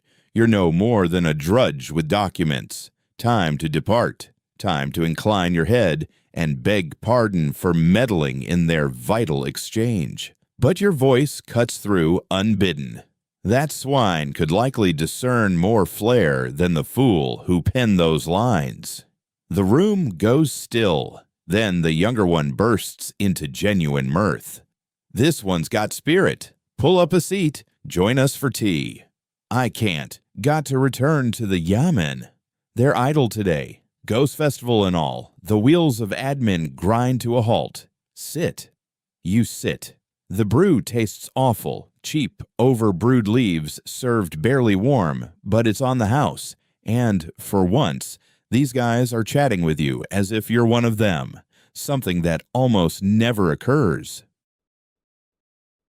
The talk meanders across all sorts of ground, verse and verse makers, the political landscape, the empire's woes, the shortcomings of today's rulers, the graft among public servants, the harshness of gathering levies. These intellectuals edge perilously near treason, lambasting the regime in plain sight, ridiculing the sovereign's counselors, even hinting that the heavens' favor might be fading. In harsher eras, such words would land everyone here behind bars. Yet these are odd times. The realm faces weightier troubles than grumbling literati in Suzhou's tea houses. You mainly absorb it all. They've pored over works beyond your ken. They toss off lines from sages and bards like old acquaintances. Their learning spans vast and profound territories, even if it hasn't yielded riches or rank. An hour in, you take your leave. The youthful scholar, whose name turns out to be Shu, escorts you out. You're squandering your talents in a yamen, he remarks, scribbling records for judges indifferent to rhythmic balance. You ought to be hitting the books, sitting for the exams. I can't swing the cost of schooling. I've got to earn. Shu inclines his head. True enough. That's the snare, right? The destitute remain so because they lack leisure for knowledge, and the learned linger in want since we're far too numerous for the slots available. The setup's decayed to the core. He strikes up his pipe, inhales deeply. Though you already grasped that truth. A single month in a yamen reveals it to anyone. You offer no rebuttal. Come the following day, the holiday wraps up. Lanterns vanish. Street altars clear away. The spirits retreat to their realms. The yamen stirs back to routine. You're at your station once more, duplicating. The depositions Joe handed off drag on, dull as dust. A robbery affair with 5 accused and a score of testifiers. Every account demands precise replication, names intact, particulars unaltered, timelines vivid. Cases like this see blameless folk break under duress, while culprits slip loose via payoffs to key figures. You're inking the account of a peasant who says brigands coerced him into supplying grub by menacing his kin. It came out after interrogation, that is, flogging. You spot it in the wording, those forced confessions that ring hollow, not freely given. This countryman will likely face sentence, not for thievery, but to let the yamen claim a win. A scapegoat's essential. Your brush glides even across the sheet. Stroke by stroke, the peasant's tale etched forever. Proof that seals his doom. You're entangled in it. You recognize as much. Each script you duplicate, each line you etch, ties you to the gears crushing lives. But what else? Balk at the task? Forfeit your post? Head homeward to till fields till your spine snaps. No clean paths exist, only shades of ethical surrender. From his station, Joe eyes you. He reads your mind. He's mulled the identical doubts across 3 decades. Press on, he murmurs low. The scrolls heed no emotions. Spot on. They never have. 14 days on, amid a mundane dawn no different from the last, the world shifts. As you duplicate a levy ledger, a courier bursts into the records room. A lad of perhaps 14 clad in official courier garb. Clerk Joe, he pants. Magistrate Lin summons you at once, and fetch your lead scribe. Joe rises. Which lead? The boy jabs toward you. You're no lead scribe, scarcely beyond novice. Still, Joe skips debate. He simply motions you along. You lay aside your brush, get up. Limbs ache from hours hunched, pulse races. A magistrate's call spells trouble always. Trailing Joe and the courier, you weave through the yamen grounds to the chief hall for rulings, where verdicts unfold, fairness unfolds. You've stayed clear till now. The space looms vast, daunting, vaulted roof, somber timber rafters, the judge's dais distant and commanding. A paneled barrier looms behind, adorned with tales of past verdicts, sagacious leaders scourging evil, uplifting the good. Magistrate Lin lingers by the dais, conferring with 2 unfamiliar officers. All pivot toward you upon arrival. Clerk Joe, Lin intones, fine. And here's the junior clerk. Joe adds, among my sharper duplicators. You singled him out on your tour last month. Lin dips his chin, as if it jogs his recall. You recollect nothing of the sort. Your exchange with Lin spanned under half a minute.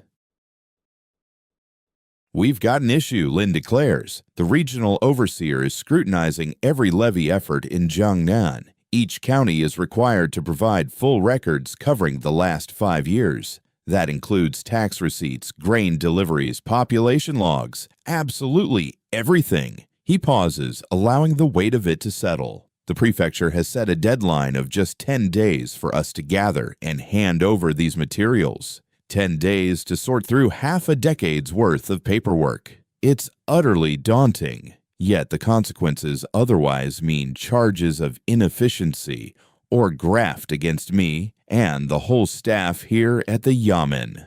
Joe's expression stays impassive. What assistance do you require from our team? All hands. Every scribe, every copyist available, laboring in non-stop shifts.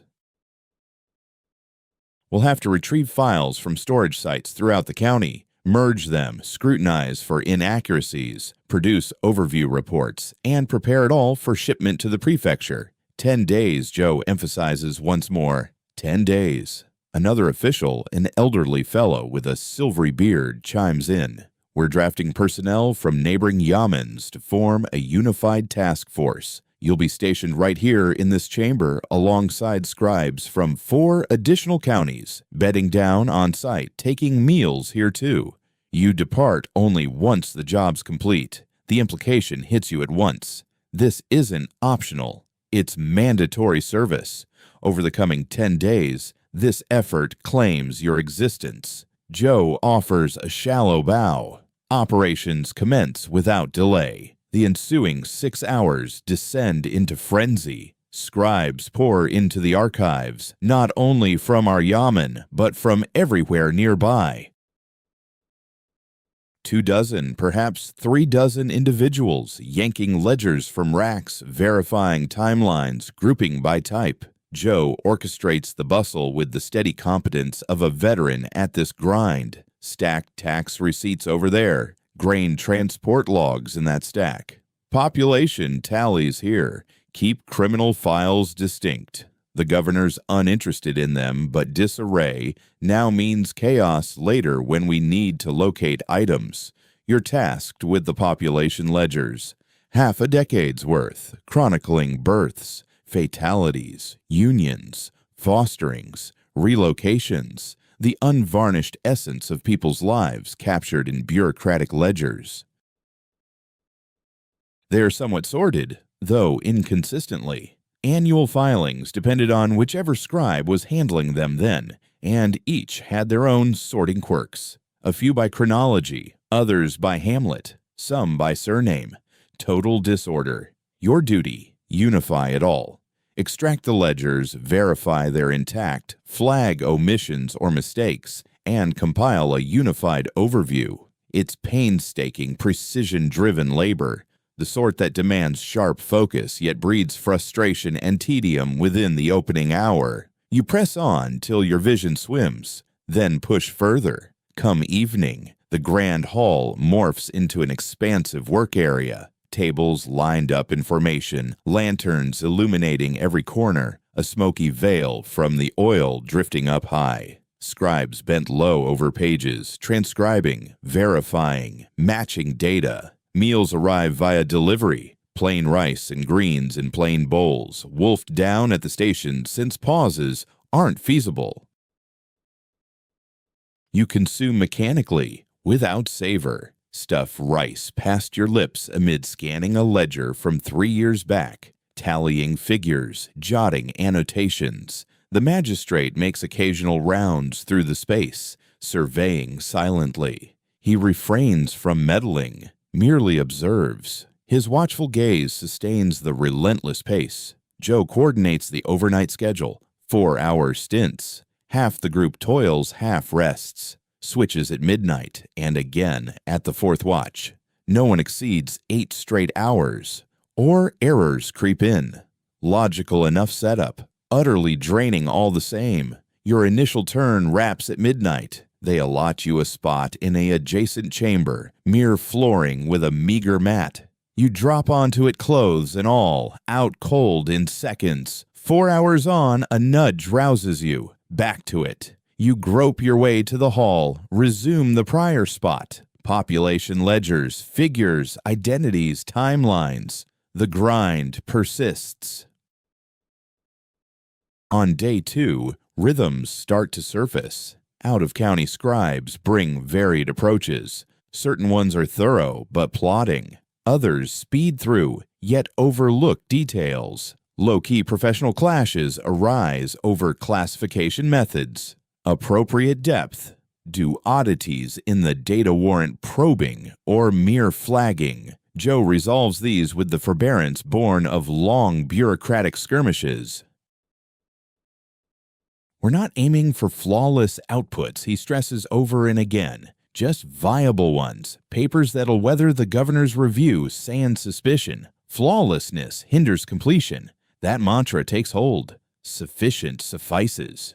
You find yourself adept at this drudgery, merging data, detecting trends, catching flaws. Your detail-oriented recall, sharpened by endless months duplicating similar files, serves well. Joe takes note. He escalates your assignments, matching grain hauls against tax logs, pinpointing mismatches in village headcounts. In a sense, this feels like sleuthing, delving into forensic ledgers to uncover tales buried in figures, lineages, and timelines. It's oddly engaging, even as it's relentlessly tedious. By the 3rd day, you spot an anomaly. while aligning census rolls from back-to-back years for the settlement of Xia, situated roughly 30 li southwest of Sioux, the figures clash. The earlier record from 4 years prior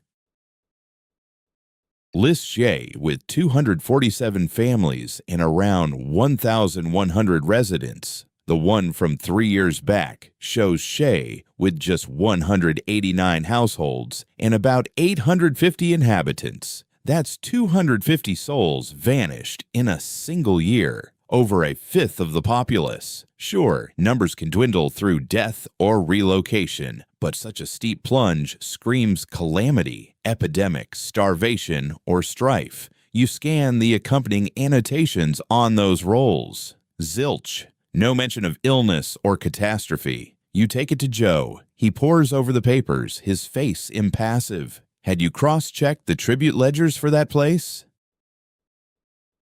You hadn't. So you retrieved the levy files for Xiai. 4 years ago, Xiai contributed 45 shy of grain and dues. 3 years prior, it was down to 34 shy. The revenue slump mirrors the headcount drop precisely. Everything aligns within its own bounds, yet the mystery lingers.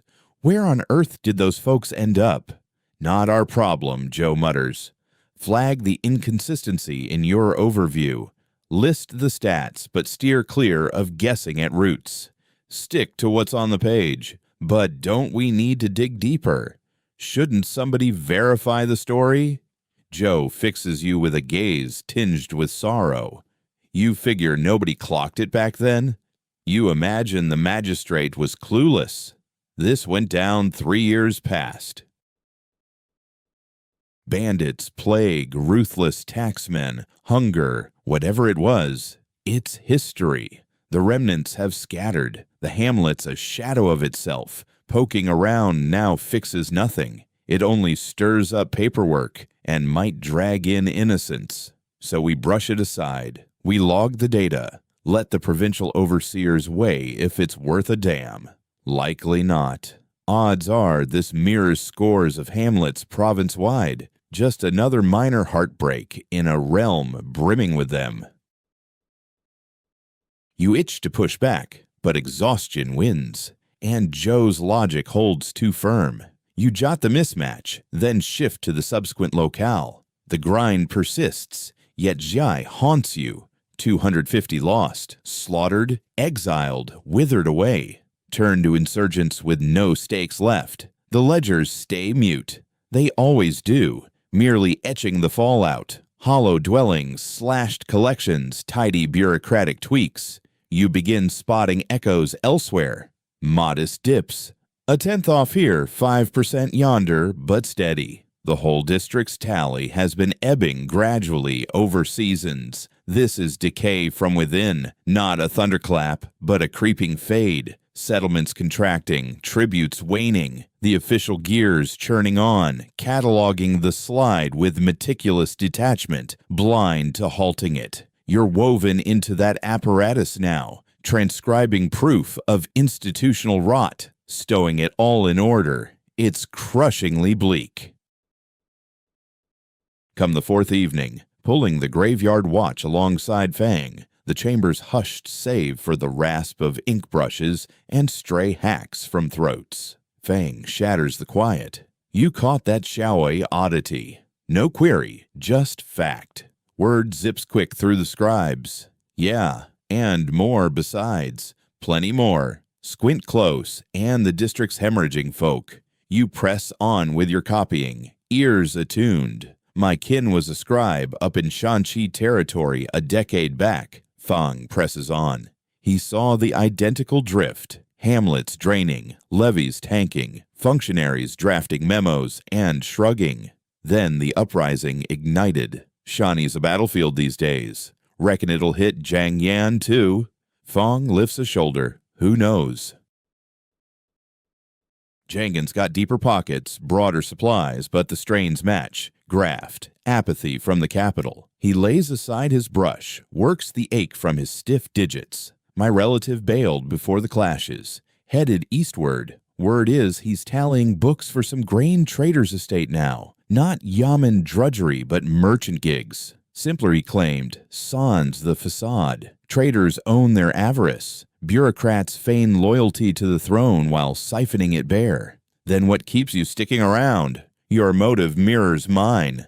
Nowhere superior. At least the yamen's stipends flow steady. Traders fold and you're curbside, broke.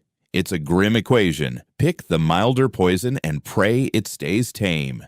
You dive back into the tallies, inscribe the entries, lodge the dispatches, act like it counts. By the 10th day, drained, famished to the bone, scarcely upright, you wrap it up. The merged archives cram 12 hefty chests.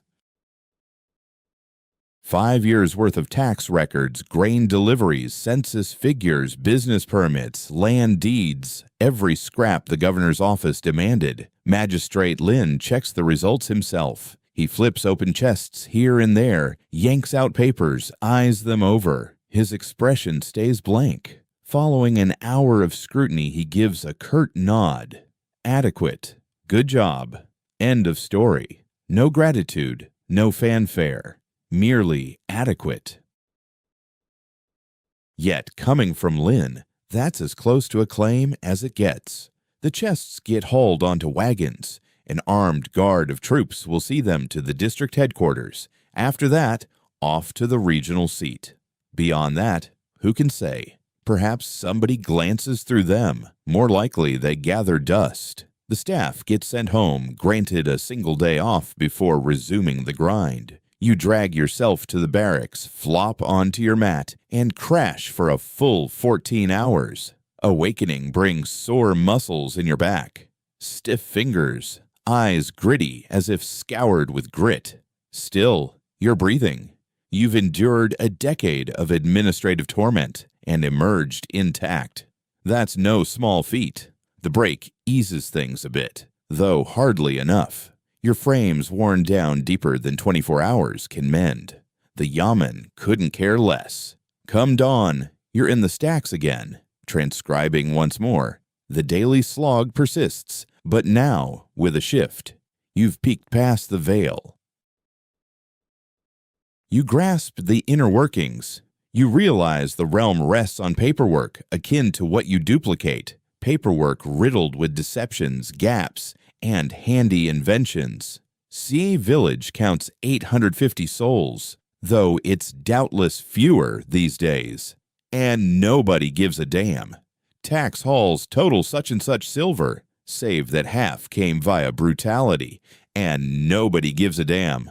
Verdicts were rendered, except the rich escape while the blameless break under duress, and nobody gives a damn. Still, you transcribe on. What choice remains?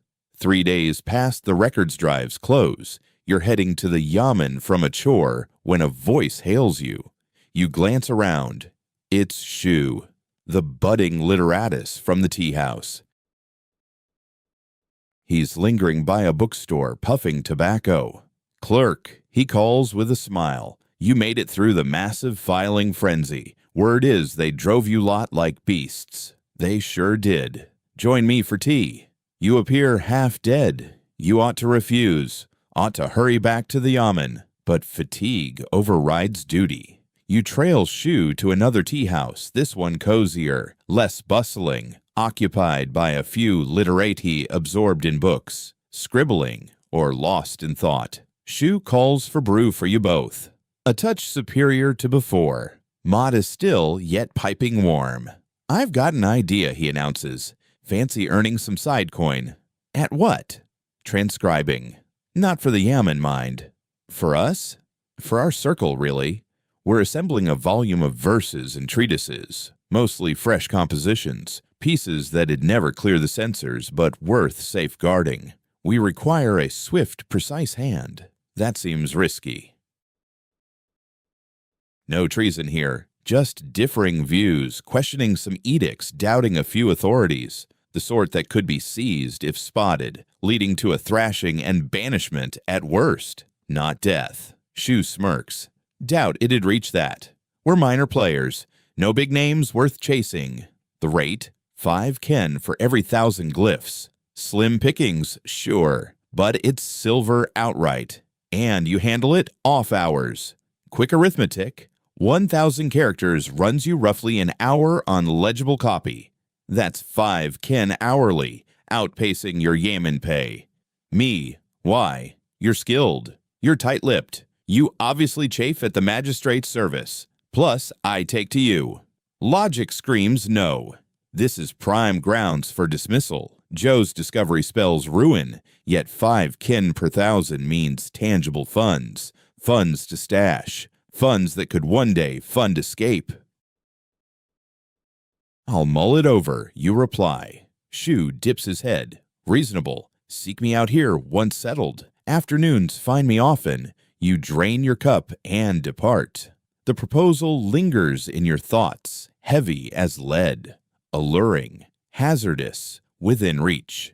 You hold off on Shu for 3 days, mulling pros and cons, odds and ends. Acceptance means potential exposure, termination, flogging, soiled name, no yamen elsewhere. You'd revert to rural life or beg in alleys. Acceptance undetected yields bonus pay, ties to the learned, the thrill of meaningful labor over ledgers. Rejection ensures security, monotony, gradual demise. Day 4, you track Shu to the tea house. Count me in, you declare. His features brighten. Splendid. First load tomorrow. Post shift here? Affirmative. Ideal. No regrets ahead. Regret gnaws at you already, yet here you are, pressing forward regardless. The initial set consists of poetry, 20 pieces from various modern writers, each laced with understated jabs at the ruling regime. No overt treason, no rallying cries for uprising, no outright assaults on the throne. Instead, it's all laced with weariness, a quiet despair, the feeling that decay is spreading unchecked while those in charge turn a blind eye. A single verse likens the realm to a grand mansion, its exterior pristine, but the supporting timbers decayed inside. Another evokes a neglected plot, choked by unchecked growth as the caretaker dozes. The critiques are veiled enough to dodge blame, yet unmistakable in their intent. In the dim glow of a candle, you transcribe them in your shared sleeping quarters. After the other clerks have drifted off, your hand flies steadily over the sheets. Unlike the dry legalese of official papers, these verses flow more fluidly, almost lyrically, for a fleeting moment. You find a spark of pleasure in the task? Almost. It takes only 3 evenings to complete the lot, 2,000 characters in all, for a payout of 10 kyon.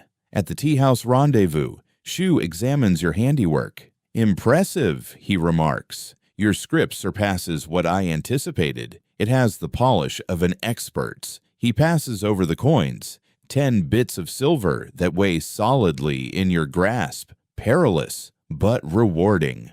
More awaits if you're game. Next up, he adds, are essays, pieces delving into political matters. Riskier stuff, naturally, but the compensation improves. 10 kyen for every 1,000 characters. This is your cue to quit, to pocket your earnings and slip away unscathed.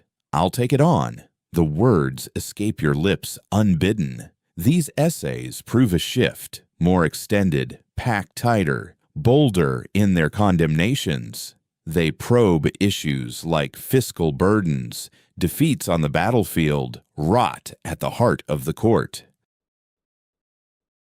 They point fingers not at the sovereign himself, but at his counselors, his officials, the eunuchs guarding the path to his ear. Handling this is playing with fire. If discovered, the writers would face chains, and any scribe involved would share their fate. Still, the prose shines with insight, sharp dissections of deep-rooted flaws, suggestions for change that stand no chance of adoption, the urgent pleas of learned minds foreseeing catastrophe, yet powerless against it. You set down the words with precision, knowing you're safeguarding truths that matter, however damning they might be. One piece lingers especially, an exploration of how levies fuel unrest. Penned anonymously, it contends that the realm's revenue schemes squeeze out immediate gains at the cost of the people's long-term vitality. Tillers unable to buy seed for the coming harvest. Traders, too, strain to sustain their trade. A vicious cycle of mounting demands and fading means to meet them.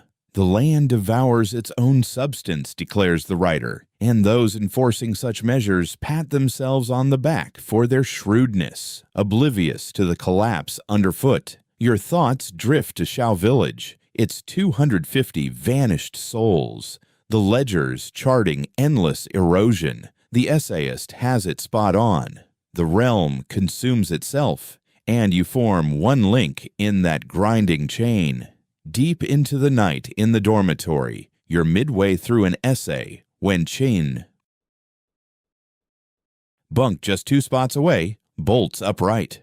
"What's keeping you up?" he mumbles, voice thick with sleep and bewilderment. You go rigid. The pages lie exposed before you, clear proof of wrongdoing. Nowhere to conceal it. "Just transcribing," you reply, forcing nonchalance. "Side pursuit this late. Rest won't come, so why waste the time?" In the flickering light, Chen peers at you skeptically. For what feels like ages, you brace for more questions, for him to demand details, to lean in and spot the subversive lines. At last, he stretches with a yawn and flops back. You push yourself too much. It can't be good for you. Likely not. Soon, his breaths rumble steadily once more. You remain frozen, pulse racing, for what seems an eternity before resuming. The peril is mounting. Caution is essential, yet you persist. Zhu approaches you about joining a meetup. Nothing grand, he assures, just a handful of like-minded thinkers, enthusiasts of discourse, all informal. Despite the alarms blaring in your gut, you consent. The event unfolds in an upstairs chamber of a tavern.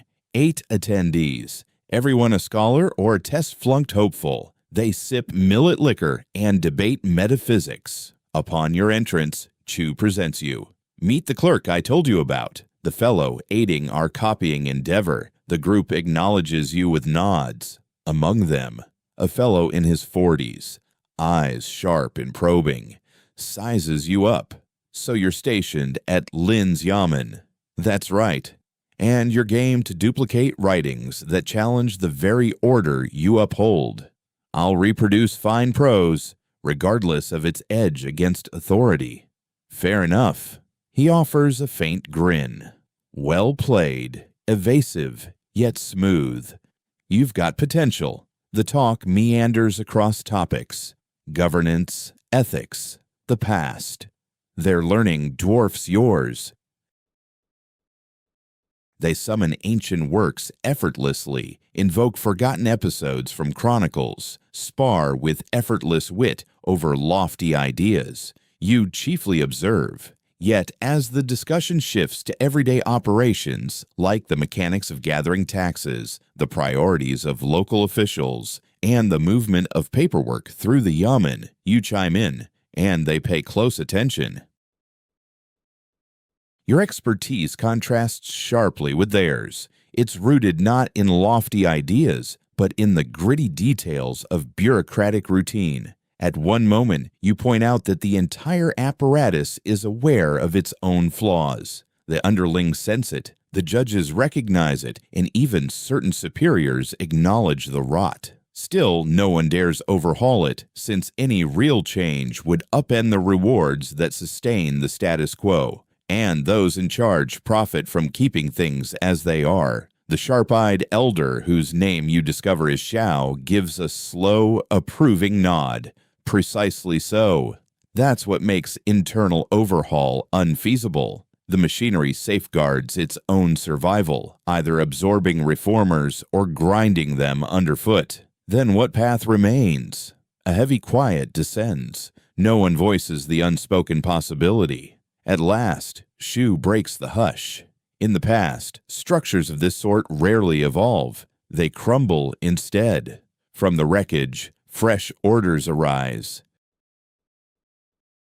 And the toll in lives during such a fall. A great many, Xiao replies in a subdued tone. Such is the cruel irony. Those enduring the worst under the present order would bear the heaviest burden in its downfall as well. No tidy resolution exists. The talk drifts to other topics, yet the gravity of those words lingers in your thoughts. Returning to the yamen, the whispers turn more ominous. Insurgent troops in Annan province have seized multiple towns.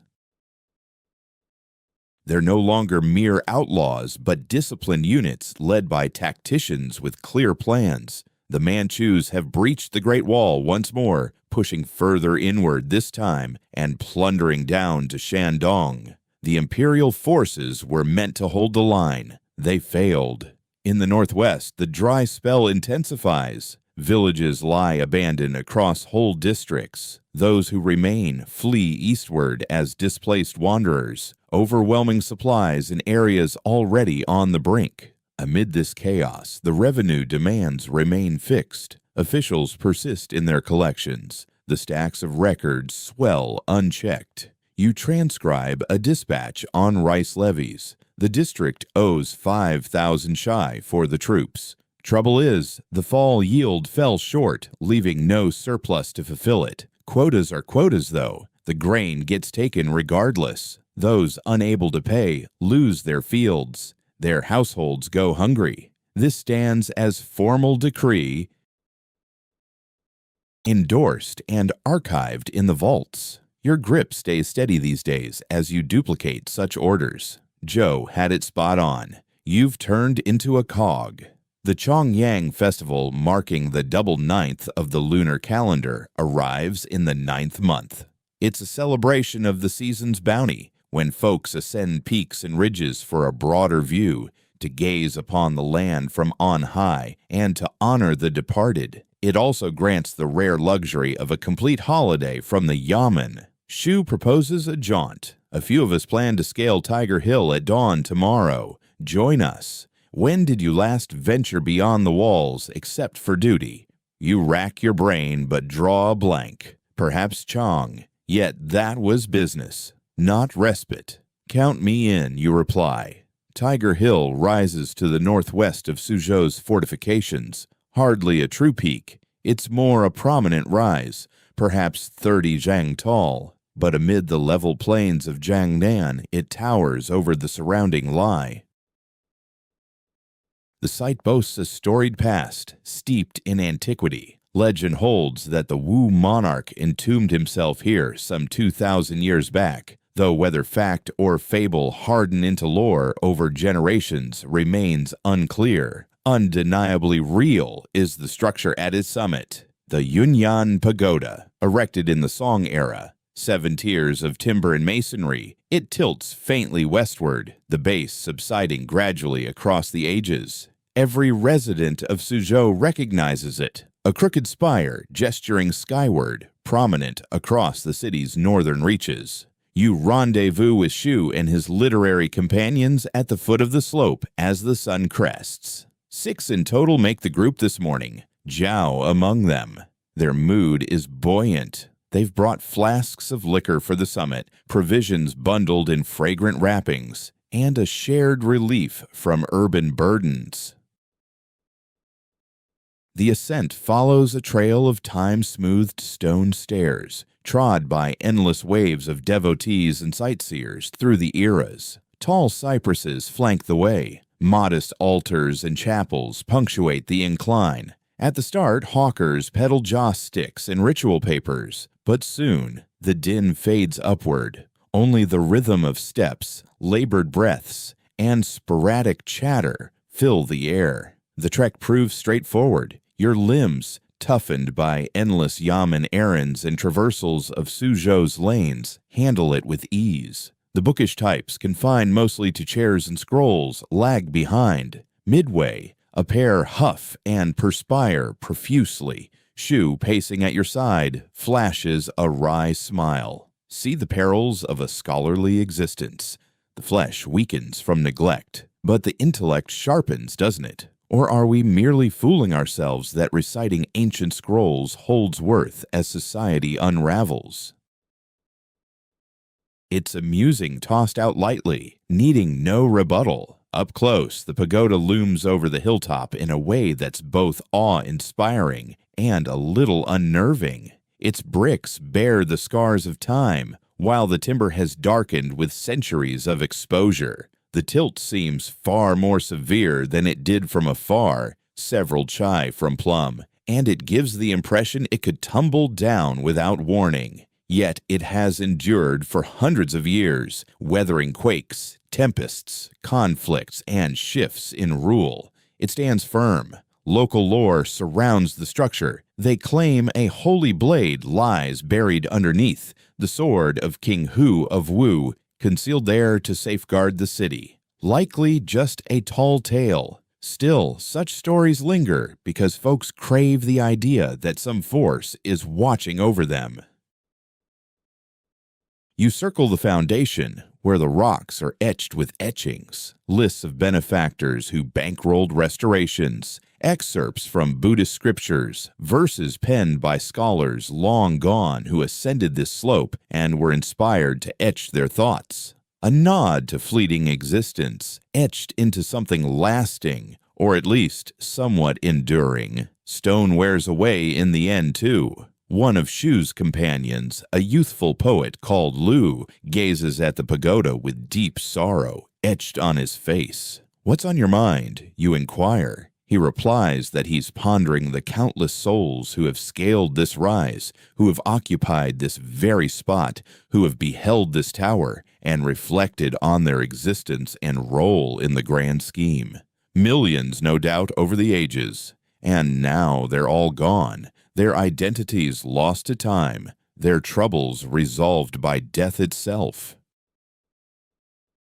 That's quite the uplifting notion, you remark.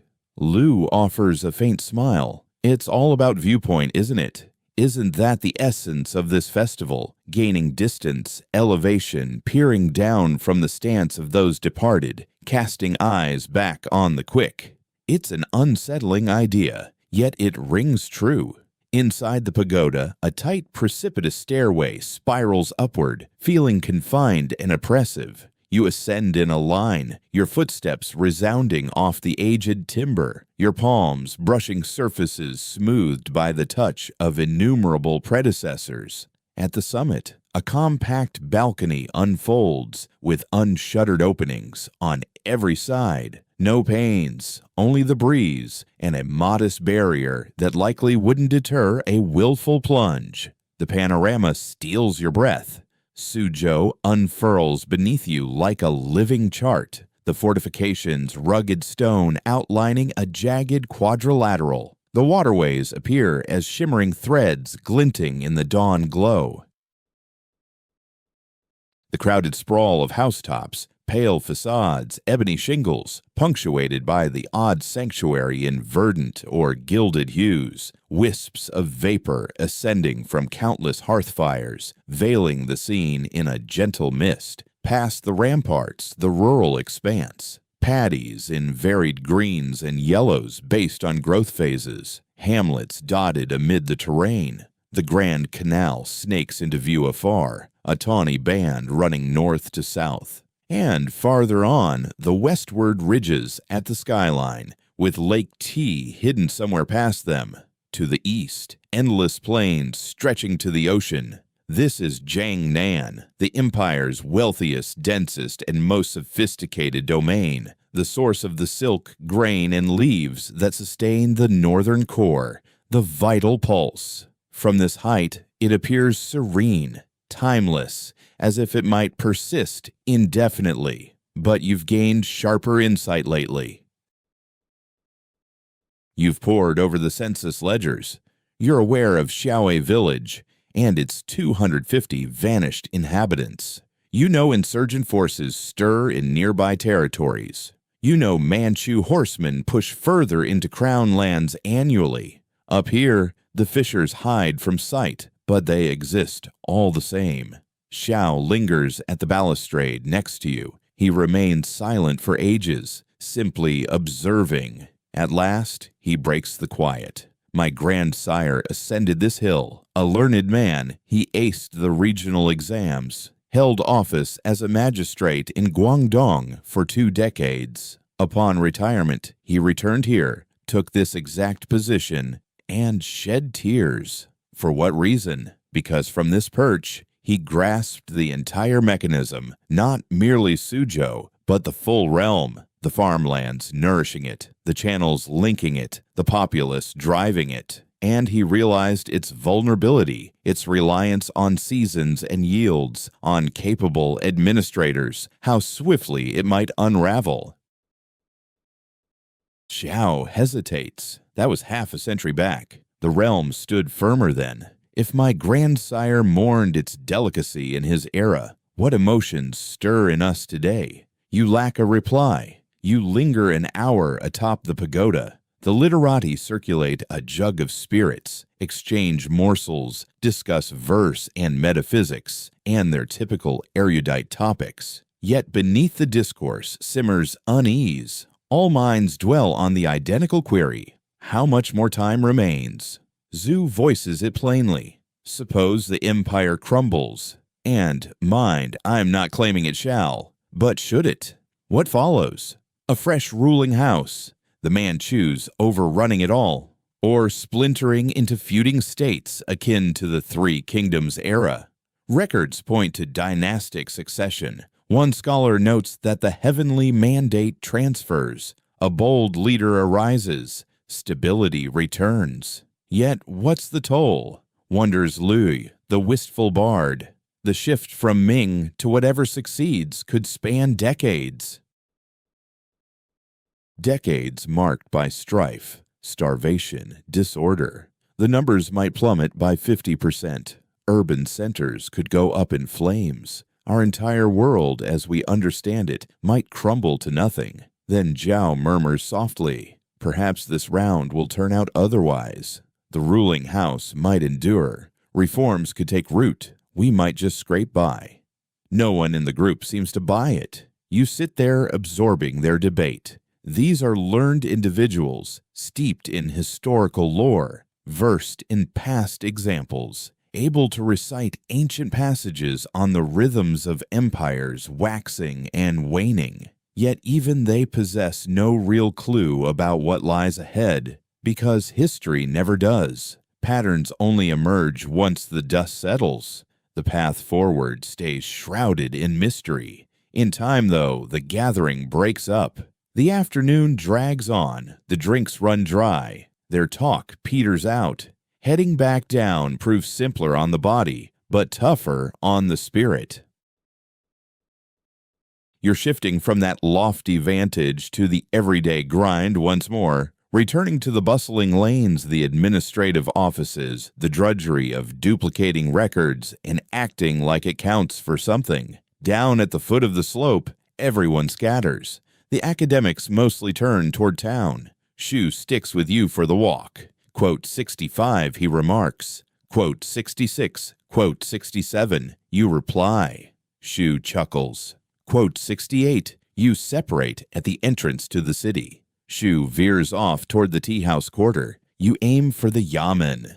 The roadways teem with activity. Just another routine midday in Suzhou. Hawkers calling out, kids at play. Existence marches on.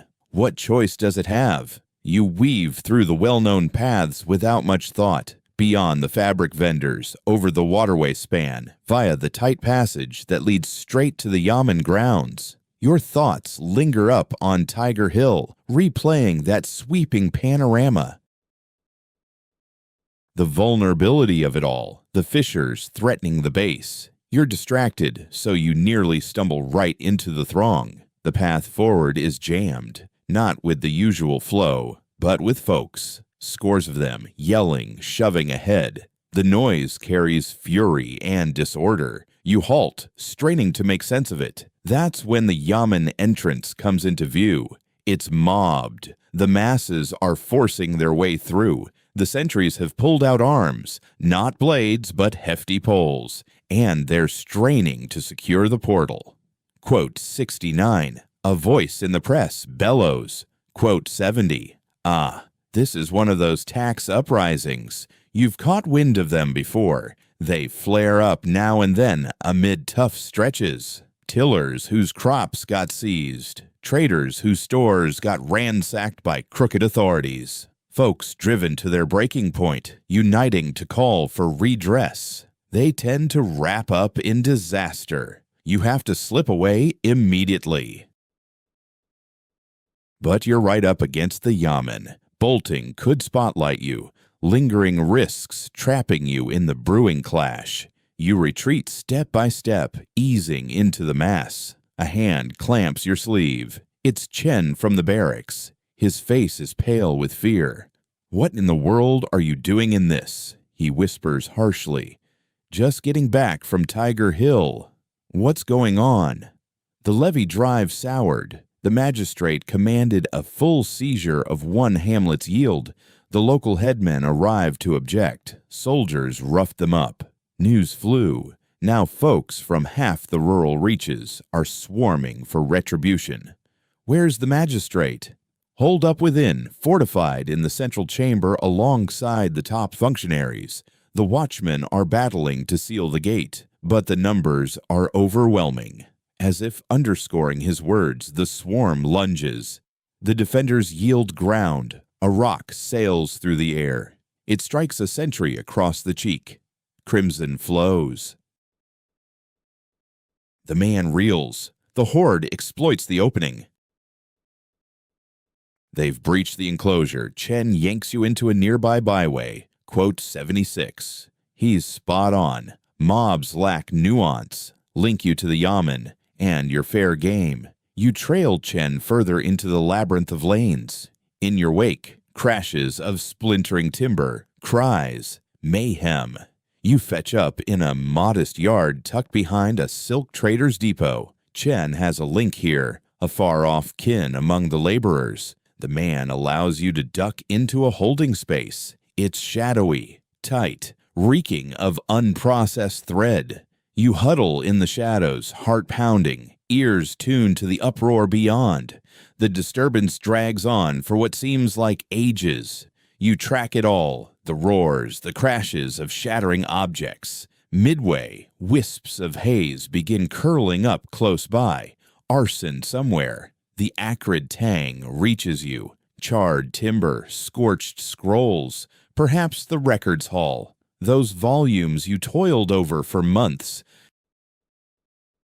Reduced to ash. The bitter twist isn't wasted on you. Chen hunkers beside you in the gloom, mute and shaken. Words fail. What could they accomplish? At last, after endless minutes, the din ebbs. Calls thin out, irregular. The gathering fractures or gets scattered. You hold out another full hour for caution's sake. You cautiously step out of the storage room. The streets lie in chaos. Shattered pottery, spilled produce, an upended cart, and a handful of figures sprawled in the ditches. Alive or lifeless, it's impossible to say, and you're not about to investigate. Keeping to the shadows, you head toward the yamen. The compound resembles a war zone. The primary entrance lies in ruins, with wooden shards littering the ground. The stone guardians at the gate bear ugly scars, as if assaulted by hammer or blade, echoing that ancient tale, no doubt. Within the walls, destruction reigns everywhere.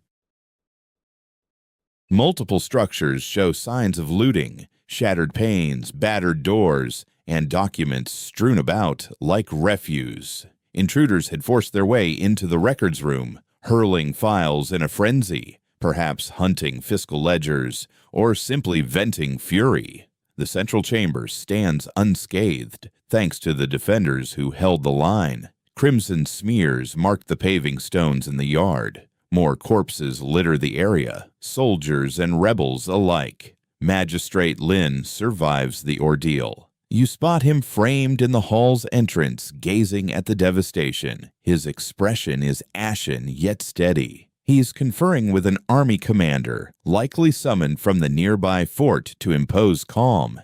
You keep your distance. As a lowly scribe, this chaos isn't your domain. Instead, you slip over to the quarters. They're spared the violence. The mob had no interest in clerk's lodgings. Your cot remains just as you abandoned it at dawn. Dawn? Could that truly have been only today? It seems like a lifetime has passed. Fellow scribes trickle in as night falls, each bearing tales of the frenzy, their whereabouts at the outbreak, narrow escapes or desperate hideouts, acquaintances wounded or slain. Wang was shopping when the uproar erupted. He dashed home before the peak of madness. Fang, remarkably, was inside the records vault, cowering beneath his workstation as looters tore through the upper levels. He claims they seized the bulk of current levy files, torched a portion, and dumped the remnants. Joe remains missing at first. No one has word of his fate, but Joe endures. He materializes at first light.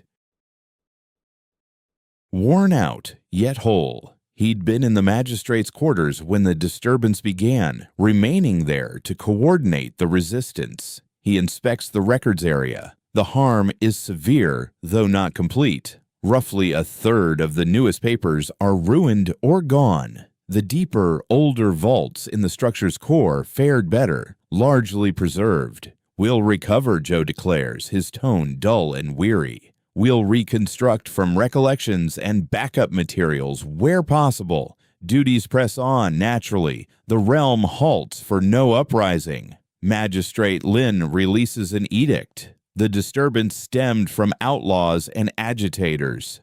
The farmers' valid complaints will receive due scrutiny. Tranquility reigns once more. Retribution awaits. Only the final clause rings true. Retribution targets the insurgents. Captures, questionings, and death sentences loom. The farmers' real plights overlooked entirely.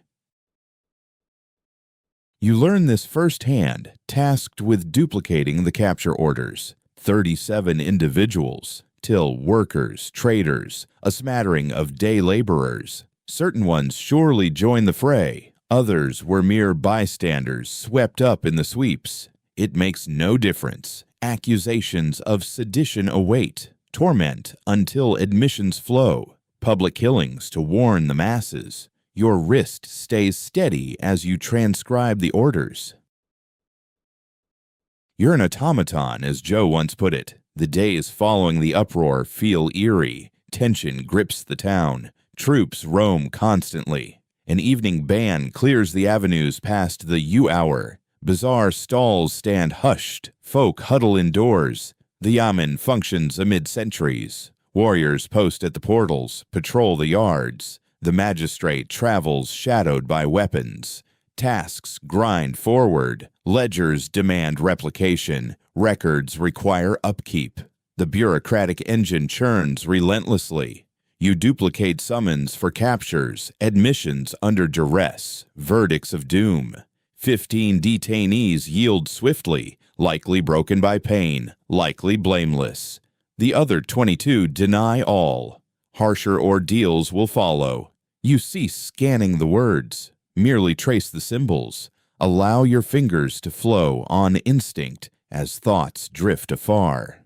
In the dark hours, visions pull you to Tiger Hill, perched atop the pagoda, surveying Suzhou's expanse below. Serene, timeless, breakable. Then the scene twists. Flames devour the metropolis. Canals choke with the fallen. The tower crumbles stone by stone into the soil. You jolt awake, drenched. The sleeping hall lies still and shadowed. Beyond, a watch rounds by, boots resounding across the yard. You settle back, attempt rest, fail. The beheadings are set for Bazaar Day, peak exposure, starkest warning. This round, you beg off, citing gut trouble, plausible enough. Zhao lets it pass. Perhaps he grasps the reluctance, but whispers reach you later, from scribes who observed, from stall keepers, from all who beheld the spectacle. 37 heads roll in the heart of the marketplace, under the magistrate's oversight, with the throng compelled to bear witness. Among those put to death, some met their fate in silence, while others cried out their blamelessness until the final moment. The headsman worked with precision, sharp blows that ended lives swiftly and without excess. Later, the severed heads were mounted on stakes as a stark reminder. Defying those in power leads to this end. This, too, embodies justice in their eyes. By the following morning, the marketplace resumes its bustle. Merchants erect their booths amid the grim displays. Commerce picks up where it left off. Existence marches on. What choice is there? 2 weeks following the uprising, a message arrives for you from your father, though penned by the village writer, since your father scarcely knows how to form letters. It's short and to the point. His health is failing, not fatally yet, but gravely enough. He's pleaded with the landowner for lower dues due to the failed crops, but the demand stands firm, no exceptions. He requires funds, a modest sum. 5 ken would bridge the gap. Otherwise, the household risks eviction from their plot. 5 ken, precisely what you hold in reserve from transcribing scholars' papers, along with a bit more you've painstakingly gathered. You could dispatch 5, holding back 2 for unforeseen needs, ensuring your kin endures through another season. Or withhold it all, leaving them to manage alone. After all, your own life hangs by a thread. The path seems clear, kin comes first, so you forward the coins. Yet it requires 3 full days to commit, days filled with reckoning, uncertainty, bitterness, days where you loathe your own reluctance. At last, you enclose the 5 ken securely, entrust them to a trader heading that way, and cover the modest transport cost. Your reserves vanish almost entirely. You're stripped bare once more. The grind persists. A few days on, you encounter Shu. Word of the disturbance, the killings, all of it has reached him. My regrets, he offers. I realize you labor in that place. It must have been horrifying. It truly was. Do you still wish to handle transcription jobs? No shame if you decline. The risks are mounting. You ought to refuse. Warn him you're through with perilous ventures, that you'll stick to your yamen duties and mere survival. Instead, I'll continue. He appears taken aback. How come? Because I require the income, because the material you provide is truer than my daily drudgery in the yamen, because amid the collapse, at least this deserves to endure. It's the rawest truth you've shared in ages.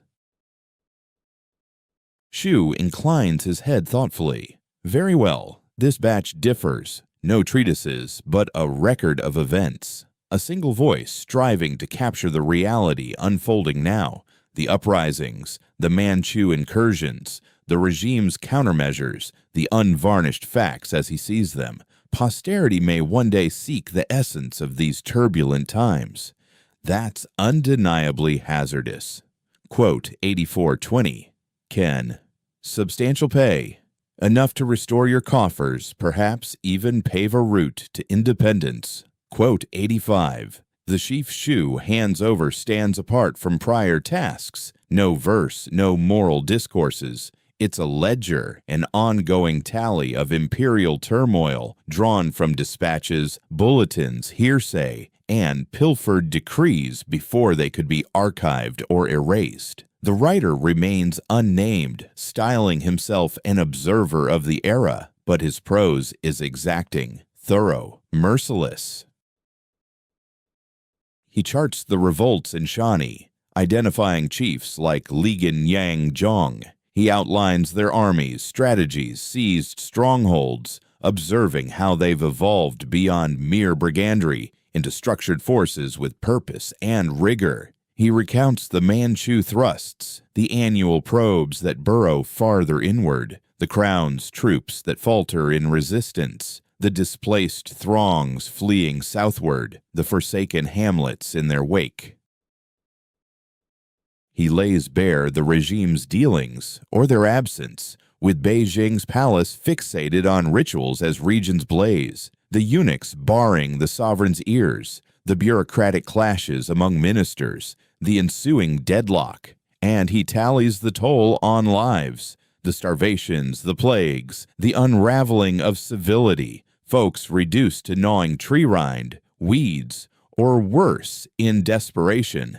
This is the unfolding chronicle, stark and unaltered, chilling in its clarity. You transcribe it covertly after dark, by the flicker of a taper. The effort spans weeks. The text sprawls beyond 20,000 glyphs. Your grip aches on the brush. Your vision blurs from the strain. Still, you press on. Some soul must safeguard this truth, must hold fast to what truly transpired. Beyond the polished tales victors will later spin.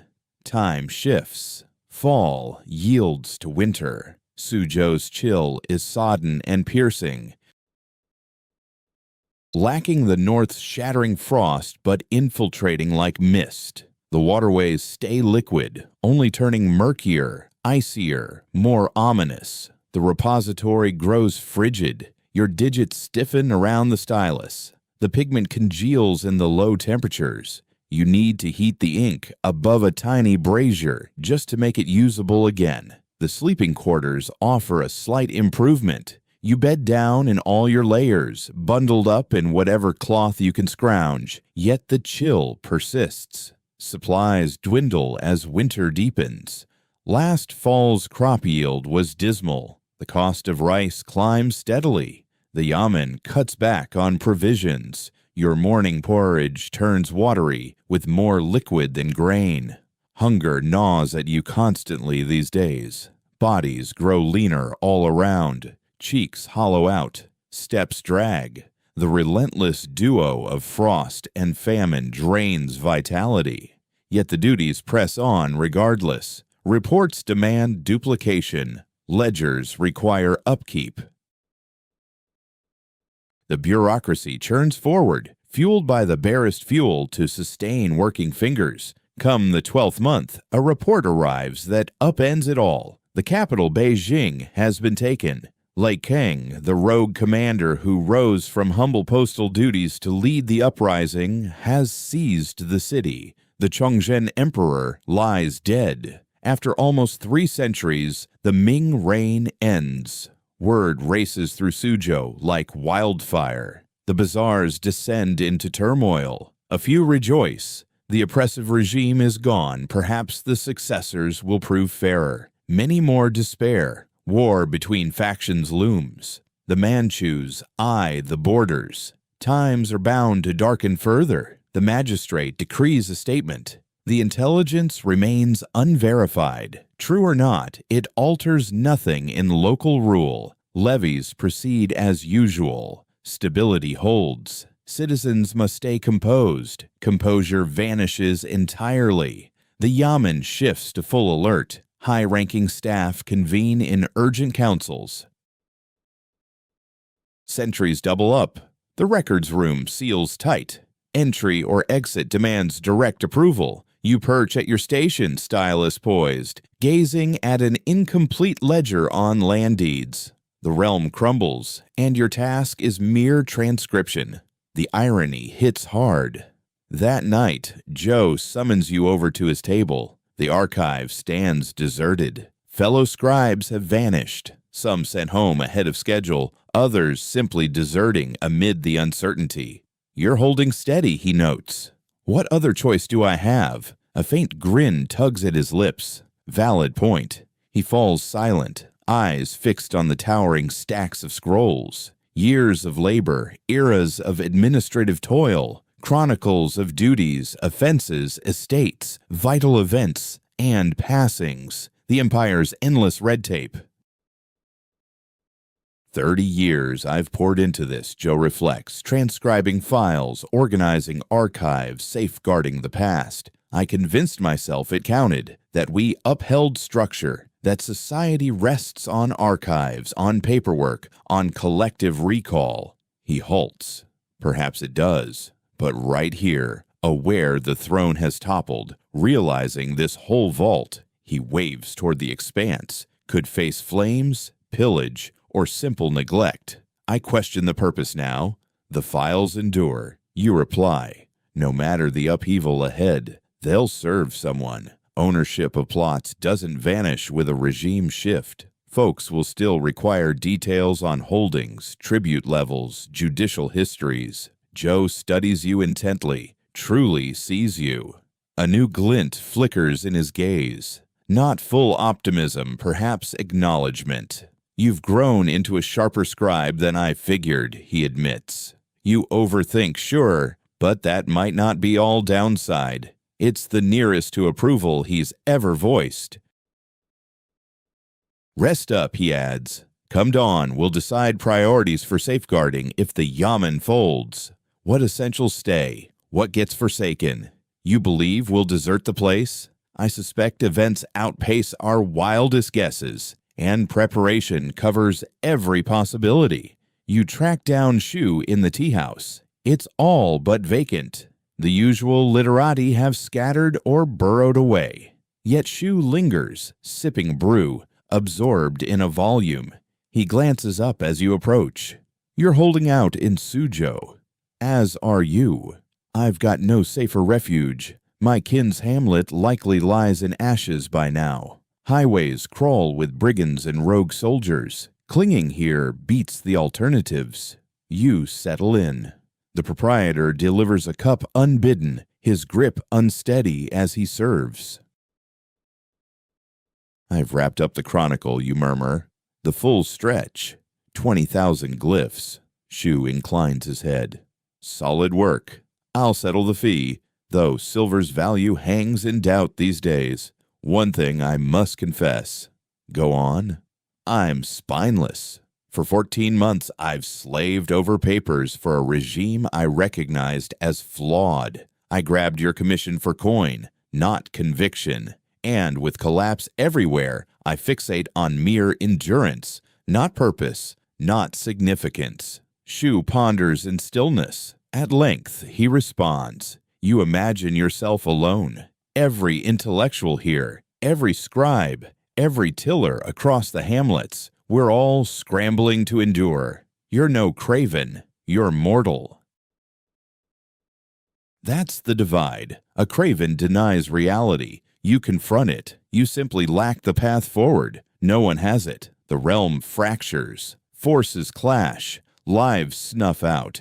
And folks like us, lounging in tea houses, toiling away in archives, or tucked away in remote hamlets, we're merely bystanders. That's not cowardice at all. It's just how things are. He refills your cup with more tea. Yet you accomplish something truly significant. You safeguarded the historical records. One day, long after all this chaos ends, someone will pore over them. They'll grasp exactly what transpired. That's far from insignificant. You yearn to trust his words, but the burden of your own involvement presses down too fiercely. The following weeks unfold as a whirlwind of disorder funneled into official paperwork. The yamen limps along, but only just. The magistrate stays linked to the prefectural office, which in turn reaches out to the provincial authorities, all scrambling to determine who's truly calling the shots. Whispers spread like wildfire. Li Cheng has seized Beijing, though Manchus are pushing in from the north. A Ming prince has proclaimed himself emperor in Nanjing, another in Guangdong. The empire splinters into rival factions, each staking their claim to power, backed by their forces and ideas for the future. Tax gathering grinds to a halt. For whose coffers are you collecting? Which regime? Which ruler? The victor, of course, but no one can predict the outcome. Your duties in the archive turn bizarre. You duplicate papers that could lose all relevance within days. You draft reports destined to gather dust unread. You uphold logs for an administration on the brink of vanishing. Still, you press on, admitting that your 14 months of effort meant nothing. That's a truth you can't confront just yet. In the second month of this new year, the one where calendars falter amid uncertainty, is it still the Chongzhen era? With Chongzhen gone, perhaps, Magistrate Lin delivers the news. He's departing for his native province. The provincial structure has crumbled. There's no higher authority left to serve, no reason to hold the post. He's gathering his personal aides, a handful of steadfast guards, and any movable riches he's gathered. The yamen will stand empty. The clerks are let go, each receiving a modest parting sum, 3 months' pay in silver. It's kinder than necessary. Lin isn't a saint, yet he possesses some shred of compassion. You accept your silver. You bow and express gratitude for the chance he gave you. He acknowledges it with a nod. You're a capable clerk. Should stability return, approach whatever regime rises from the ashes. Employment awaits you there. Those are his final words to you. Joe departs as well. At his age, rebuilding from scratch feels impossible. Exhaustion has won out. He's heading back to his village, if it endures. Prior to leaving, he seeks you out in the archive. Take this, he tells you, passing over a modest bundle. You open it to reveal a collection of superior brushes, the sort favored by expert calligraphers. You've merited them, Joe insists. You turned into a relentless worker, yet you retained your humanity. Such a trait is uncommon. With that, he's away, exiting the archive, the yamen, your world. You remain, clutching the brushes amid stacks of records no eyes will ever scan. Suzhou doesn't crumble in an instant. The decline creeps in slowly, like a steady drain of life and meaning. The affluent escape earliest, traders hauling their liquid wealth, officials leveraging distant ties, scholars flocking to the frontrunner prince. Next come the everyday folk, merchants shuttering shops, artisans packing tools for departure. Households with means relocate to family estates or kin in safer towns. The destitute linger, as they invariably do, bound by lack of options. Silk mills fall silent, tea houses board up, markets thin out, with shrinking stalls, scant wares, dwindling buyers. Canals brim with water, yet lack vessels. Streets remain navigable, but devoid of vitality. Suzhou fades into a spectral version of its former self, present, ostensibly operational, but gutted inside. You linger too, not from desire, but from sheer indecision. Your funds, the 3-month payout joined by your meager reserves, won't endure indefinitely, though they'll bridge the gap until you chart a path forward. Perhaps you cross paths with Shu at the tea house once more. He's among the final scholars holding out. The rest vanished weeks back. I'm heading south, he declares, toward Guangdong. A prince there is rallying intellectuals to prop up a fragile thread of Ming continuity. It might prove hopeless, but action beats inertia. Are you inviting me along? Consider it an invitation. Your talents would serve well. You can transcribe, sort files, navigate red tape. Even a faltering state craves such expertise. You weigh the idea, venturing south, pledging to yet another prince, another regime, another inevitable fall, relaunching or merely perpetuating the familiar routine elsewhere. I need time to mull it over, you reply. Shu agrees with a nod. I'll depart in 3 days. If you're in, join me at Southgate come first light. He rises to go, then hesitates. Shu mentions the historical record you transcribed. He wants you to understand that he's taken steps, several duplicates, sent off to various contacts across distant towns. As long as a single one endures, the story will persist. Your efforts truly made a difference. With that, he departs. On what turns out to be your final evening in Suzhou, though you're unaware of it at the time, you wander the deserted streets. It's well after hours, but no one's left to uphold the rules. The lanes lie shrouded in gloom and hush. A half-moon spills silvery glows over pale walls and inky streams. You trace the well-known paths, beyond the yamen, now barred and forsaken, through the Silk Quarter, where boarded storefronts form a gauntlet of sealed entrances, by the waterway, where you'd once observe vessels and ponder what lay ahead. Your future, such an abstract idea. At 19, almost 20, you're fully grown by any standard, yet the path forward remains a mystery. The realm you labored for has perished. Your position has vanished. The town that's been your home is draining away. Heading south alongside Shu makes sense. You likely ought to. It's the sensible path. Alternatively, you might return to your birthplace, resuming paddy toil and serf-like hardship, the existence you fled just 14 months back, or linger in this spot, observing what might arise from the turmoil. Perhaps fortune hides amid the disorder. Fresh orders could sprout from the wreckage. Who can say? You arrive at Tiger Hill. The trail ascends in shadow, yet muscle memory guides you. You ascend gradually under the lunar gleam, arriving at the pagoda. It stands firm, still tilted, still resilient. Settling at its foundation, you gaze down upon Suho for the ultimate time from this vantage. The metropolis slumbers in obscurity. Only a handful of flickers, lanterns in panes, blazes in yards, but shadow dominates. The channels vanish unless the moon glints off their surfaces. The ramparts blend into the night. Outside the settlement,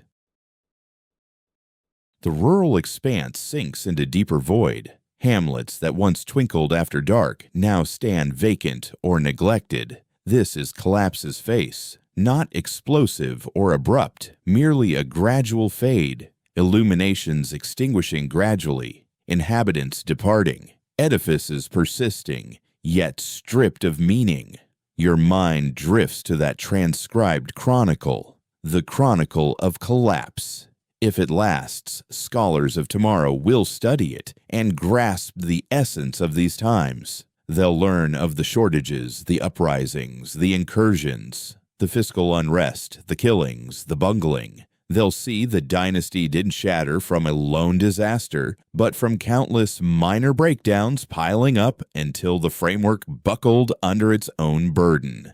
They'll comprehend that much. But will insight follow? Can they truly sense the reality of enduring it? Serving as a scribe, duplicating papers as the world unraveled, as a grower concealing harvests from revenue agents. As an academic penning treatises doomed to inaction? Unlikely. Annals distill and streamline, reducing raw lives to mere markers. Still, that's sufficient. The markers will endure. You safeguarded them, defying every probability, defying logic. You replicated 20,000 glyphs capturing reality. That must signify something.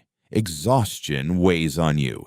Beyond the bodily sort, though that's present as well. Weariness seeps into your core, your spirit. For months you've operated on fumes, overworking, underfeeding, restless nights, bearing excessive loads both tangible and intangible. The pagoda's stone risers chill your skin, yet it doesn't bother you. You recline against the weathered masonry. The evening holds stillness, save for breezes rustling the cypresses, faint ripples of liquid far beneath. Your respiration alone. You shut your lids briefly, merely to pause. In the vision that follows, you're in the records room once more.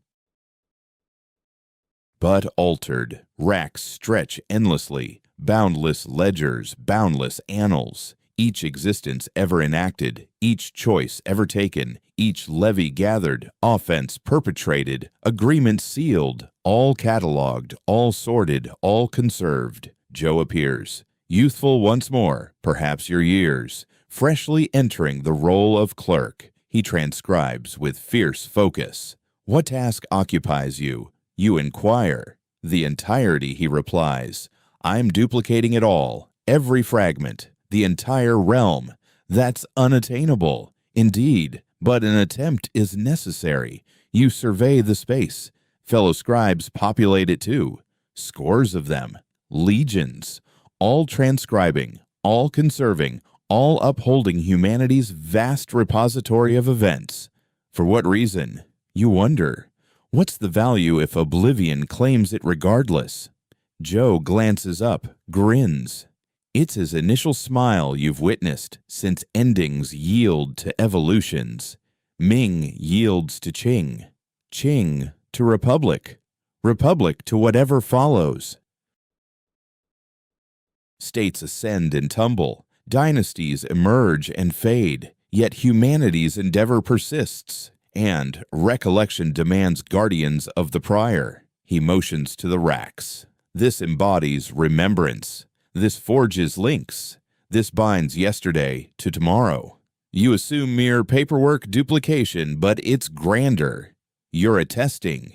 You're chronicling. You're safeguarding this instant, this precise blend of human toil, aspiration, and defeat, so it doesn't vanish entirely. Yet much of it will fade regardless. Indeed, the majority will, but a piece will endure, and that piece will suffice. The vision changes.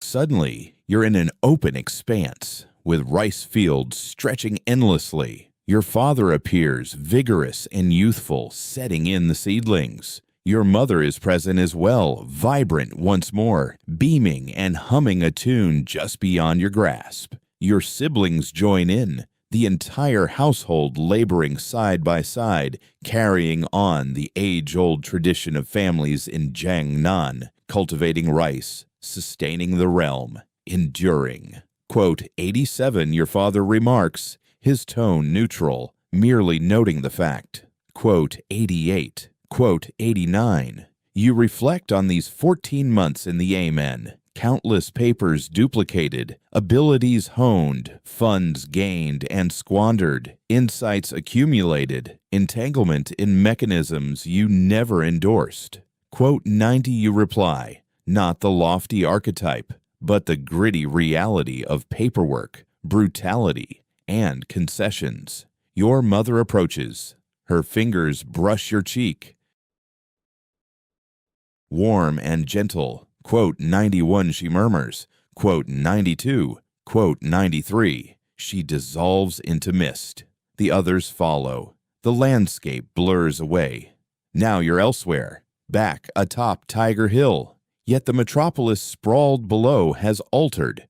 No fortifications remain. Waterways are buried under stone. Structures rise oddly, soaring high, crafted from unfamiliar substances. Illumination abounds, more vivid than torch or taper. Streaks of light glide along avenues in baffling rhythms. This is ages ahead, centuries onward. Suzhou reshaped, unrecognizable. But the pagoda persists, tilted yet steadfast. And amid that distant urban sprawl, within some repository of lore or exhibit hall, your transcribed records linger, the chronicles of events, the ledgers of tribute, the censuses of souls. A researcher, perhaps an apprentice, pores over them, someone seeking to grasp existence in the Ming's waning era. They decipher the script you penned, your act of safeguarding. And via those archives, through your toil, history whispers across the divide. You form the link, the vital thread tying eras. That's the role of scribes. That's the power of ledgers. They conquer chronology, or at minimum, they defy it. They proclaim, underscore, quote, underscore 94, underscore. Your lids flutter open. You're rooted on Tiger Hill, propped against the pagoda. The moon has traversed the heavens. Hours have slipped by. Chill has invaded your frame. You must stir, must seek shelter, must choose a path. South alongside Shu, back to the hamlet. Remain in Suzhou and bide time. The answer eludes you for now, but you'll discern it. You always do. You persist. You adjust. You press on. Rising unsteadily, your limbs ache in complaint. At 19, you feel decades older. You commence the downhill trek, footfall by cautious footfall along the shadowed trail, toward the town, toward the unknown ahead. This is the wisdom gleaned from 14 months as a yamen clerk in the twilight of Ming Suzhou. The vaunted empire is brittle, far more so than its defenders concede. It thrives on paperwork, habit, and a shared illusion of mastery. Once that illusion shatters, as it inevitably does, the files offer no shield. The rituals provide none.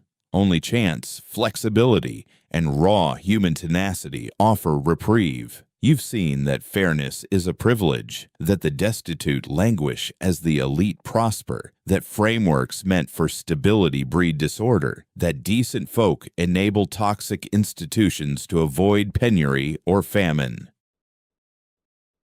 You've recognized your own involvement, the absence of moral absolutes, the necessity of trade-offs for endurance, the modest aim of salvaging slivers of honesty amid vast edifices of deceit. You've understood your insignificance, one amid 500,000 in the city, billions across the domain. Your solitary acts scarcely ripple, the tides of history overwhelm. Yet you've also grasped that records demand duplication, truths require stewardship.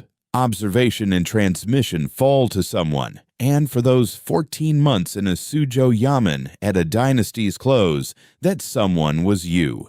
It lacked grandeur, it held scant significance. It was mere labor, but yours, and you fulfilled it. A remnant of it will outlast. Perhaps that's adequate. You settle on your course, south with Shu. It's not out of faith in the Prince of Guangzhou. It's not because you expect success from any of this, but lingering in place seems like surrender, and you're not prepared to surrender just yet. You've got 3 days until you leave. You use them to roam Suzhou for the final time, revisiting spots that grew dear to you. The bridges over the canals, the Silk Quarter, the market stalls where you grabbed dumplings, the tea house that introduced you to scholars who showed how learning and true insight differ. You return to the yamen once more. The gate remains damaged from the uprising. No one's bothered to repair it, and no one will. You pass through the deserted grounds. The central hall is secured, yet peering through the panes reveals the magistrate's seat, the carved wooden partition depicting tales of ancient fairness, now merely relics in a forsaken structure. The records room stands open. You ease the door wide. The racks remain stocked. Countless files, years of administrative toil, all abandoned. You stroll the middle path, trailing your fingers over the edges. The pages feel chilled, a touch moist from the air's dampness. These papers will likely face ruin, plundered, torched, repurposed for fire or wrapping. The ledgers of levies and offenses, agreements and vital events, all destined to vanish, save for the duplicates. Those you prepared, the chronicles sent to various towns, the pieces that could endure. It must suffice. You cast a final glance around, then you pivot and exit. Shut the door in your wake. Entrust the repository to the ages. Your last evening in Suzhou. The clerk's quarters are solely yours. Every other official has departed. The place echoes with emptiness, save for your presence. You stretch out on your pallet, the very one that's cradled you through 14 months. Uneven, padded awkwardly, but well known. Beyond the walls, the town falls hushed. The noises that once blended into routine, merchants' shouts, wheels grinding on stone, hounds yapping, have faded away. Only quiet prevails, broken now and then by a breeze. You're comfortably warm. The parting wages let you afford a decent cover, sated as well. You dined heartily today, splurging on real protein to build stamina for the trek southward, secure for the moment, at least till dawn. Come morning, the world shifts. Morning brings your exit. Morning launches a fresh beginning. Yet that's for later. Here and now, exhaustion claims you. a satisfying weariness, one hard won, born from enduring trials, and emerging transformed yet whole. You shut your eyes. Allow repose to settle in. Permit the burden of those 14 months to lift from your frame. Let the ledgers, the transcribing, the relentless routine dissolve into recollection. You accomplished what was possible, safeguarded what mattered, observed what required seeing. It has to be sufficient. It always has. The realm crumbled, yet you stood firm. You yielded when needed. You adjusted. You persisted. And come dawn, you'll continue persisting, pressing onward, evolving into whatever lies ahead. But this evening, simply recharge. Yield to slumber as it claimed that young clerk, the lad from a hamlet beyond Suzhou's western reaches, who entered the bustle 14 months back, armed only with optimism, dread, and resolve. Allow the hush of the vacant streets to soothe you. Let your breaths grow even, profound, settling at last into true slumber's cadence. You're sufficiently sheltered, nourished, protected. A path forward awaits. Even unseen in shape, it's a gift beyond many's grasp. Amid these chaotic days, cherish it and set it aside briefly. For this one night, embrace the shadows softly. Welcome oblivion.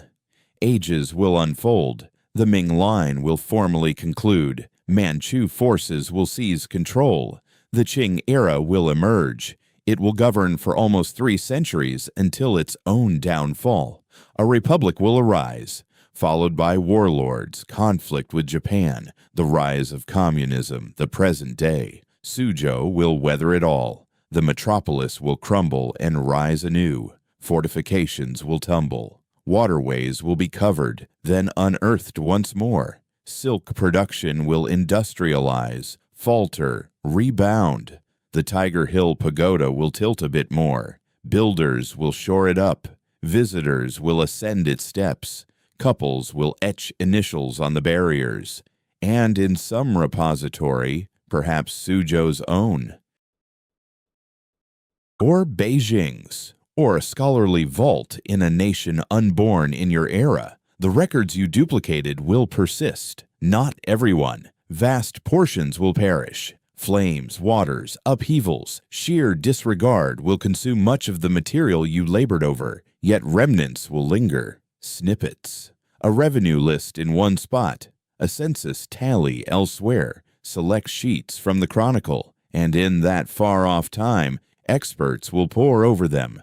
We'll endeavor to piece together existence in the waning years of Ming's Jiangnan. We'll debate the nuances. We'll produce essays, volumes, critiques, and tucked in their endnotes, a nod to the work of a nameless Yamen scribe in Suzhou around 1637. Historians will never learn your name or uncover your tale. They'll remain oblivious to the terror, the starvation, the chill, and the concessions you endured.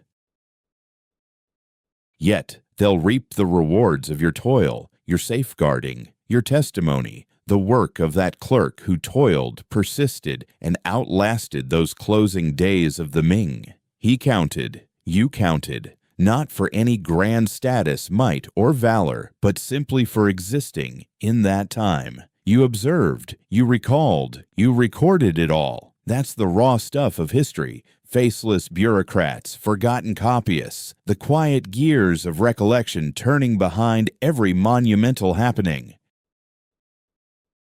You're woven into those gears, granting a form of eternal legacy. So release it all at last. Allow the Ming realm to crumble apart from you. Permit the imperial order to shatter without your involvement. Let events play out on their own terms, unswayed by your dreams, dreads, or struggles. You fulfilled your duty. You fulfilled your place. You outlived your era. Now, ease into repose. Steady your breathing. Loosen your frame. Allow the strain to ebb from limbs knotted for seasons on end. Let the noises dissolve. The urban clamor, the vast dominion, the ceaseless worries crowding your days. Push them all to a soothing remove. You're secure. You're breathing. You're sufficient. Dawn will deliver its load, whatever shape it takes. You'll confront it. You'll adjust. You'll press onward, because that's your way. The way of humankind. The way the clerk, hailing from the hamlet beyond Suzhou, mastered over 14 months buried in a yaman's records, but this evening offers only serenity, shadow, and the gentle slide toward slumber. Welcome it. Embrace its grasp. Allow yourself to wander. The tower atop Tiger Hill reclines into the evening vault. Suzhou's waterways glide shadowy and still. The vacated repository cradles its scrolls, poised for the unknown ahead. And you, barely 19, weary, transformed, enduring. You shut your lids and surrender to rest at long last. The pen falls still. The ink hardens upon the final sheet. The papers settle in their sheaths. The labor pauses for the night, for the instant, for that hinge between yesterday and the tomorrow rising from the wreckage. Recline. You've merited this peace, and upon rising, should you stir, when you do, the realm awaits, altered, demanding, brimming with equal shares of promise and peril. But so do you, prepared, toughened, mortal. That's the narrative. That's the chronicle. That's the echo that persists. A clerk, a metropolis, an age concluding, a soul holding steady, unbroken.